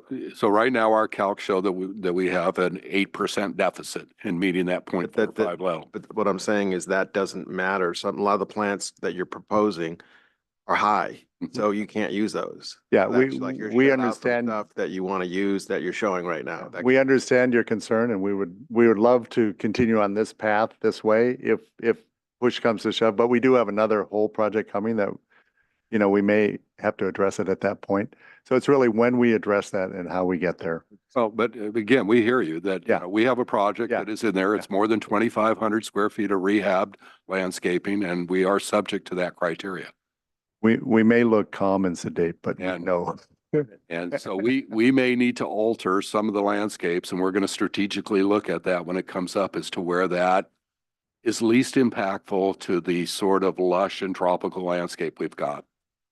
But we do appreciate that you support the landscape that we have, because I think that's important. Tip, questions, please. No questions. Dave, questions, please. No questions. If I were to say that I think the absolute minimum distance between finished pathway, wherever that is, and any wall would have to be a minimum of 3 feet and preferably 4, which is, would require moving some of these walls back. What would your comment be, please?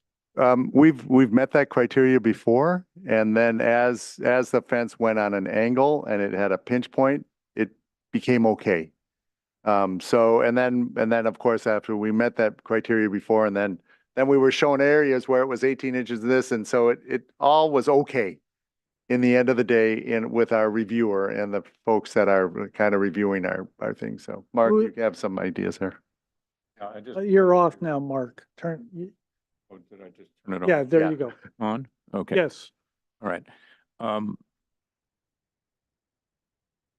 The reality, and you saw earlier today, pieces of it, is that the distance between the edge of a pathway and either part of the bungalow or a fence, whether it's new or existing, varies greatly. I would say on average, and we could probably figure this out with a lot of calculation, you've got probably 4, 5, 6 feet to work with for planting. What you looked at in Bungalow J on the walkway there had a pinch point that shows on the drawing. We actually made it. It shows You could zoom in there, Paul. tangent or touching the path. It doesn't really, but we've successfully landscaped these pinch points by not having them parallel the path, close to the path, but just be at a point. So either side of that point, it gets bigger.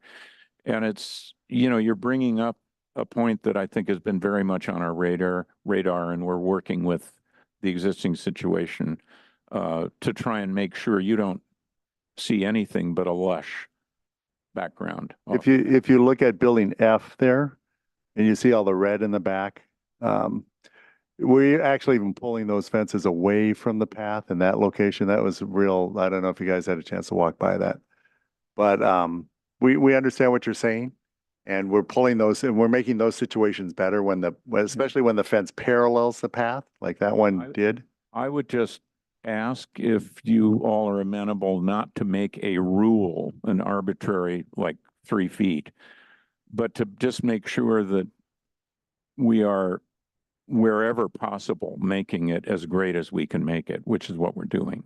But that we do have a few pinch points where I think we're working with them creatively and successfully. Without rebuilding the path, because they're trying to keep the path there too. Public comment, is there anybody that would like to address the board on item number 8, 1260 Channel Drive, the Biltmore? No request to speak. Okay, very good. Back through the same order, please. We're on for comments, comments only, because the planning department is still working out some things. Robert. Please. Well, again, I'm kind of new to this project, and to me, it's more of a historical and landscape project. So I'm going to kind of not really comment beyond that. Bill, comments, please. Yeah, I appreciate what you're doing. I like how you're unifying the yards and taking down the 8-foot tall masonry walls and all the mishmash that's going on. And I'm okay with the light green fencing and the landscape that you've got. To Mark's comment about making a statement about all the areas being 3 feet, I think I think there'll be places where you can probably lessen the pinch points maybe a little more, but I don't think there's going to be a whole lot of work to do that. I appreciate what you're doing to the building, of course. The arbor looks great. I would say, though, that at our meeting today, I think that there should be certainly some care taken and thought put together for that rear entrance, even though it's service entrance. It's driven by all the residents in the neighborhood. People walk by it. And I think that I appreciate what you're doing with the guard shack, which is great, but I think that probably just needs to be, maybe it's greened up, or maybe that you've got a large transformer there. Maybe there could be some landscaping in front of that to kind of help soften that. So I think, maybe put a little bit of effort in that back area, because it is, even though it's the rear entrance to the hotel, it's the front entrance that people drive by to their houses. So other than that, I think what you're doing looks great and could completely support it. So Rob, please. Do you, and maybe this is a question, in terms of all that understory planting are you going to try to inventory everything out there? Or are you just going to kind of have a landscape artist kind of wing it in the field and move that stuff and Well, Isabel is here. She can answer that. So we're gonna try to keep as much as possible and relocate what we can. And we will try to do the best we can with inventory. It's a lot. If it, sorry, go ahead. oh, sorry. to No, let interrupt. her Go ahead, finish. finish, yeah.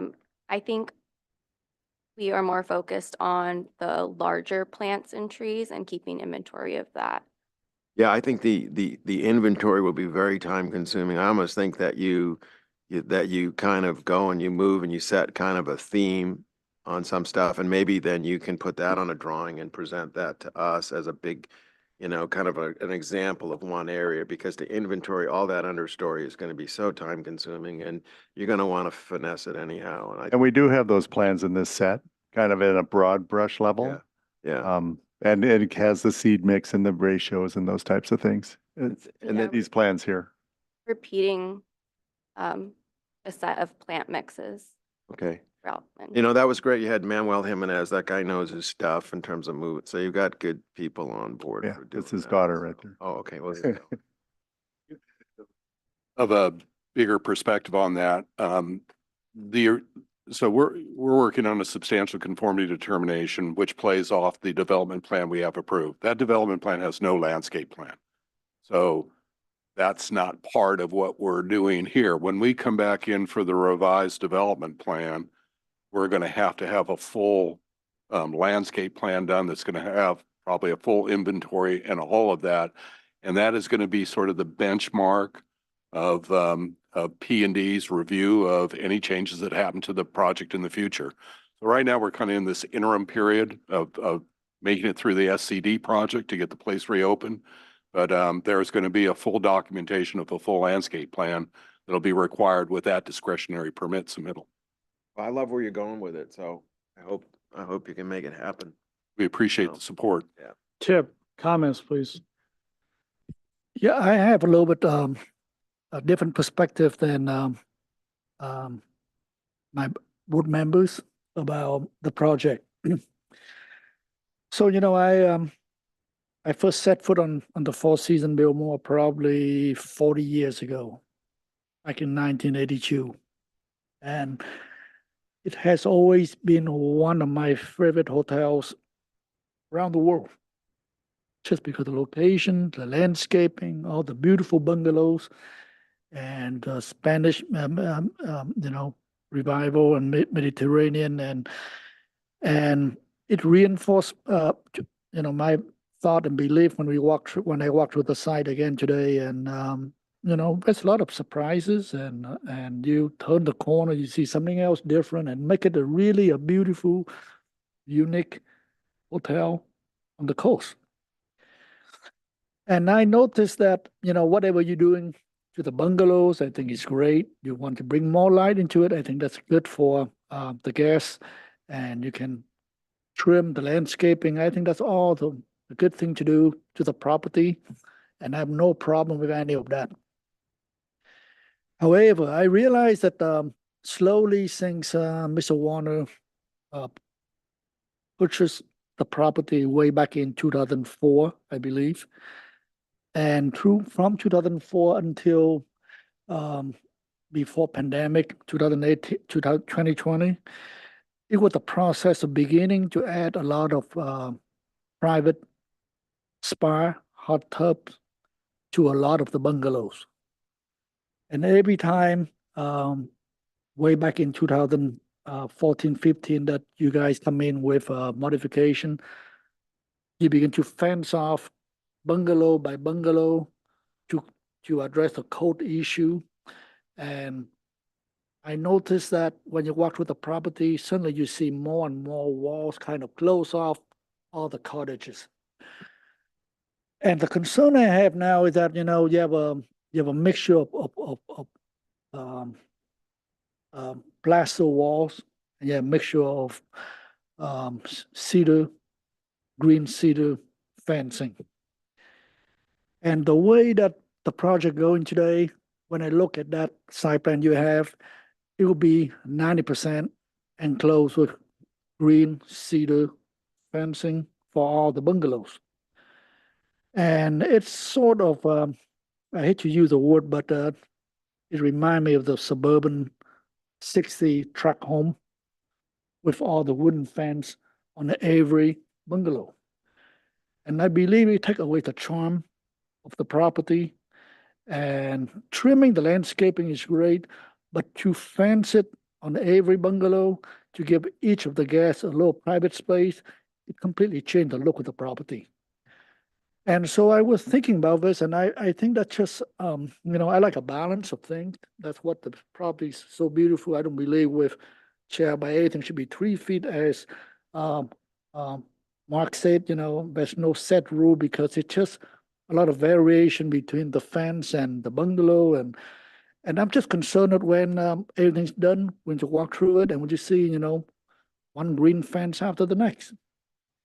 And that's something that I'm not sure I can support the project for that aspect. I like to be a little bit, keep it open a little bit, close it a little bit.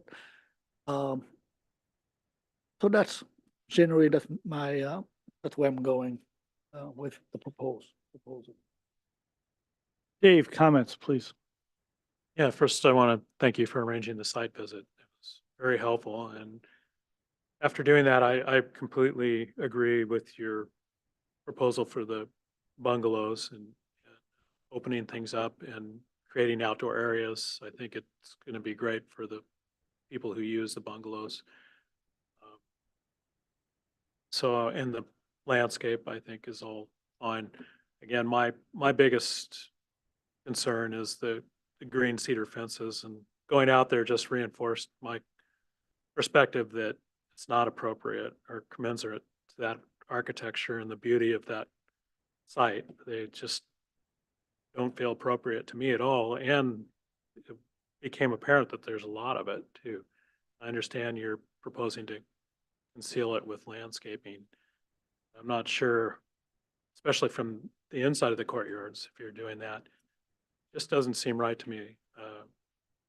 I'm disappointed, and it's an opportunity to really do something that's at the same level as everything else you're doing and everything else that's there. So again, I'm support everything you're doing except for those fences, and that site visit only reinforced that for me. And I tend to agree with Tip. I think he put it actually in a more clear presentation than I have been able to come to with myself. But I can't remember, we were walking through and Ken at one point said, oh, we're not going to walk here anymore. It's all going to be fences. Can't remember which building that is. But the reason I said minimum of 3 feet is not because I'm an ogre, but because I hope, but because that would be 3 feet plus everything else that Mark is talking about. So the pinch point would not ever get below that, so it still felt lush. I believe my responsibility as a member of this board in relationship to this project is to maintain and preserve the historical quality of this. And I think Tip really got it, that it is getting more and more of larger buildings. Those cottages with the walls are going to feel like a larger building, not like a bunch of little tiny something that's in this remarkable landscape, which there are some other properties that have high water use like this, but we'll see what the Montecito Water District does. But I think eventually we're going to lose all those. And I think that for my vote, it would have to have a minimum of that 3 feet. But I agree with Tip that we're slowly changing it. And I said that we have seen whispers of proposals that might come down. And I think that that's changing it even more away from the historical quality that we have here today. And I would regret that. I think I'd regret it enough that I would have an extremely difficult time voting for it. So windows and doors and things like that, I think you've done a good job. But I think it's really the quality of the feel. I'm not convinced that you've got the feel that's now there with the landscaping. So We will see you. I understand you're trying to get on in 2 weeks. I don't know if you're going to make it or not. We'll see what the planning department does for you. So, okay. Thank you. Thank you. Chip, do you want to get out of here? Okay, you sure? Okay, item number 9, 1751 Ashley Road. I understand you were supposed to have a roof sample. Do you have a roof sample? Oh, wow. Okay, there you go. So there's 2 projects that are right next to each other. This is the barn structure that's a little bit to the south and east of the primary structure. Well-designed project and landscaping. Note, roofing material on the adjacent parcel has not been signed off yet. I think it has at this point. Potentially concerned with shininess of roof. So you are on for final approval today. So Eva, are you leading the charge here? I will. This is on? Okay. Yes, it is. So yes, when we came last time, the roof material on 745 had not been finalized. That has now been finalized. This will match. And so we have a physical sample as well for you today.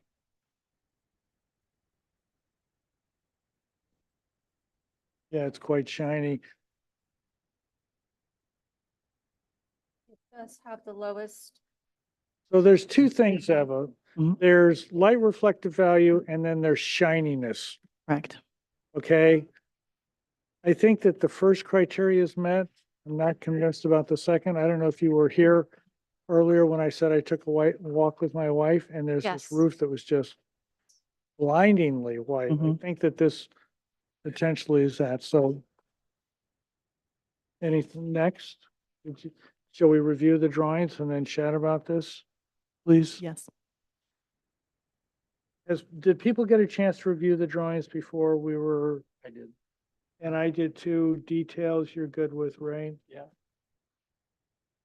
We do also have a sample of the cedar for the barn if you want to look at that as well. Yeah, I'm not. Okay. That's the siding. Yeah. Correct.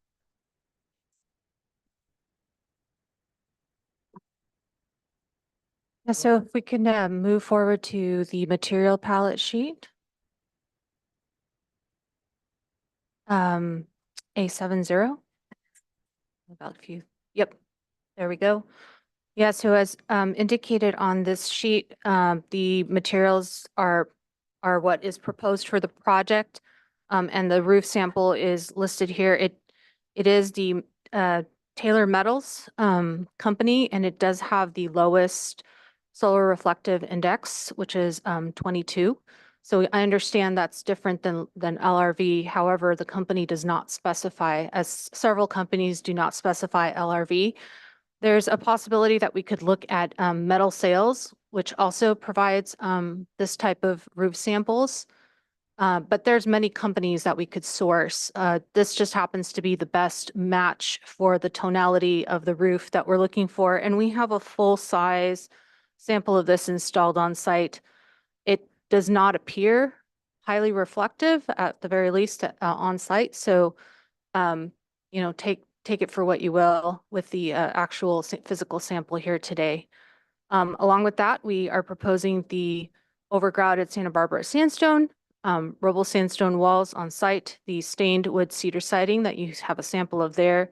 We do have quite a bit of stained beams and columns, exposed beams and columns, and tongue and groove ceilings that are exposed in our outdoor covered areas. And then we have our doors and windows, which are complementary to the roof color. There's a small sample of that material that's on the siding material that you have right now.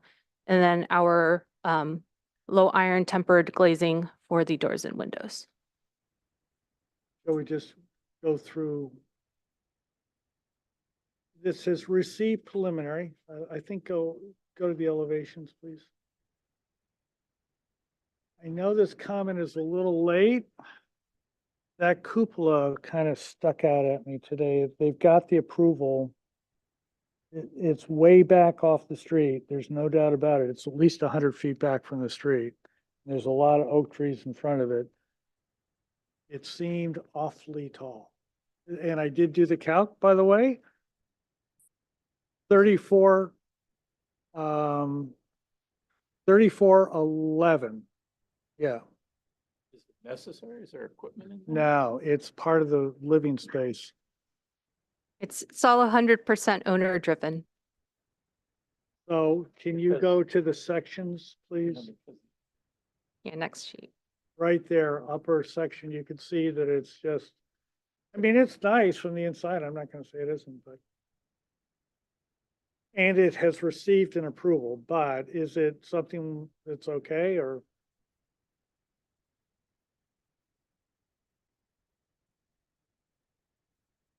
that would be affected by I don't this. know. I think that their own property will be affected, but there's a single story house down right at the southeast Right below. corner of this property. I think there's so many oak trees between these guys and them. They're very much higher. So it's already going to be perceived as being tall. And just so you know as well, the land use permit has been approved and the appeal period, it's been noticed and the appeal period is run. And so nobody has said anything about it. Yeah, yeah. So anyway, that was the one thing I saw. And then did you have anything That, on the actually in detail? that section, if you zoom in, David, you've got, Top or below the bottom? cupola there, there's a, what looks like a louver, but call it out as a window, is it a louver? Louvered window. It's a louvered window. Yes. Yes. Yes. Yes. No. Glass. Right. Doesn't look like that in the detail, looks like I don't see glass. Building department. Okay. Yes. Any questions from anybody? I know this is a little casual. Any questions? Any comments? Is everybody okay with that? I mean, they have got the approval. Okay, I felt that you had a detail? No, that was. That was it? detail. Do I have a motion? Yeah, but I think that That, Just A for the public record, no public comment. comment on this. public comment, anybody want to address the board on, thank you, on item number 9? I'd like to ask, is that quote matte, the No, metal roof? we're gonna work on this roof. We're not quite there yet. Oh, okay. Yeah, I don't know that manufacturer specifies whether something is shiny versus matte, so we could certainly look at alternatives if needed. Is there anybody that would like to address the board on 751, item number 9, 751 Ashley Road, please? No, okay. So from my point of view, I think it's ready to go, except I think that this is shiny.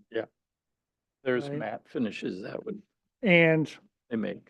Yeah. do you have a, Well, there's a company and I'm getting that and I'll probably have to send it to all the planners. Yes, at the please. Building department because it's called, I think it's called Steelscapes. We've been approving them at Hope Ranch. this is Kathleen Volpe. And it's Yeah. very flat and it's amazingly non-reflective. So I'll try to get that. And hopefully we could get that retrofitted onto the other project. Yes. Yeah. We're in building, but we can swap in sheets, of course. Yeah. I assume they make a corrugated, but I'm not certain of that. I know they make a standing seam. Okay. Great. Okay, so I will make a motion for final approval with the applicant to provide an alternate roofing material that is non-reflect, that has a matte finish as well as a dark color. I'll second that. Is there any further discussion? All those in favor? Aye. All those opposed? Motion carries. Okay, last item, Thank you. number 10. Are you- Tip, are you still with us? You don't have to be here. This is, okay. Thank you now. Okay, item 10, 796 Buena Vista Avenue. This is the bomb shelter with full steel details at this point. So, well, what they did was they came through with steel detail, poured in place details. So for people that didn't get a chance, what they have is a couple of steel posts, some steel beams, some, what do they call that decking? It's a Horton. deck. Metal deck, yeah, corrugated decking, and then steel, then poured. Yeah. Concrete. So that's basically it that was not with us before. Besides that, I don't think there were any changes. There was, sir. Oh, okay, please. Yeah, could we please go to sheet A 4.2?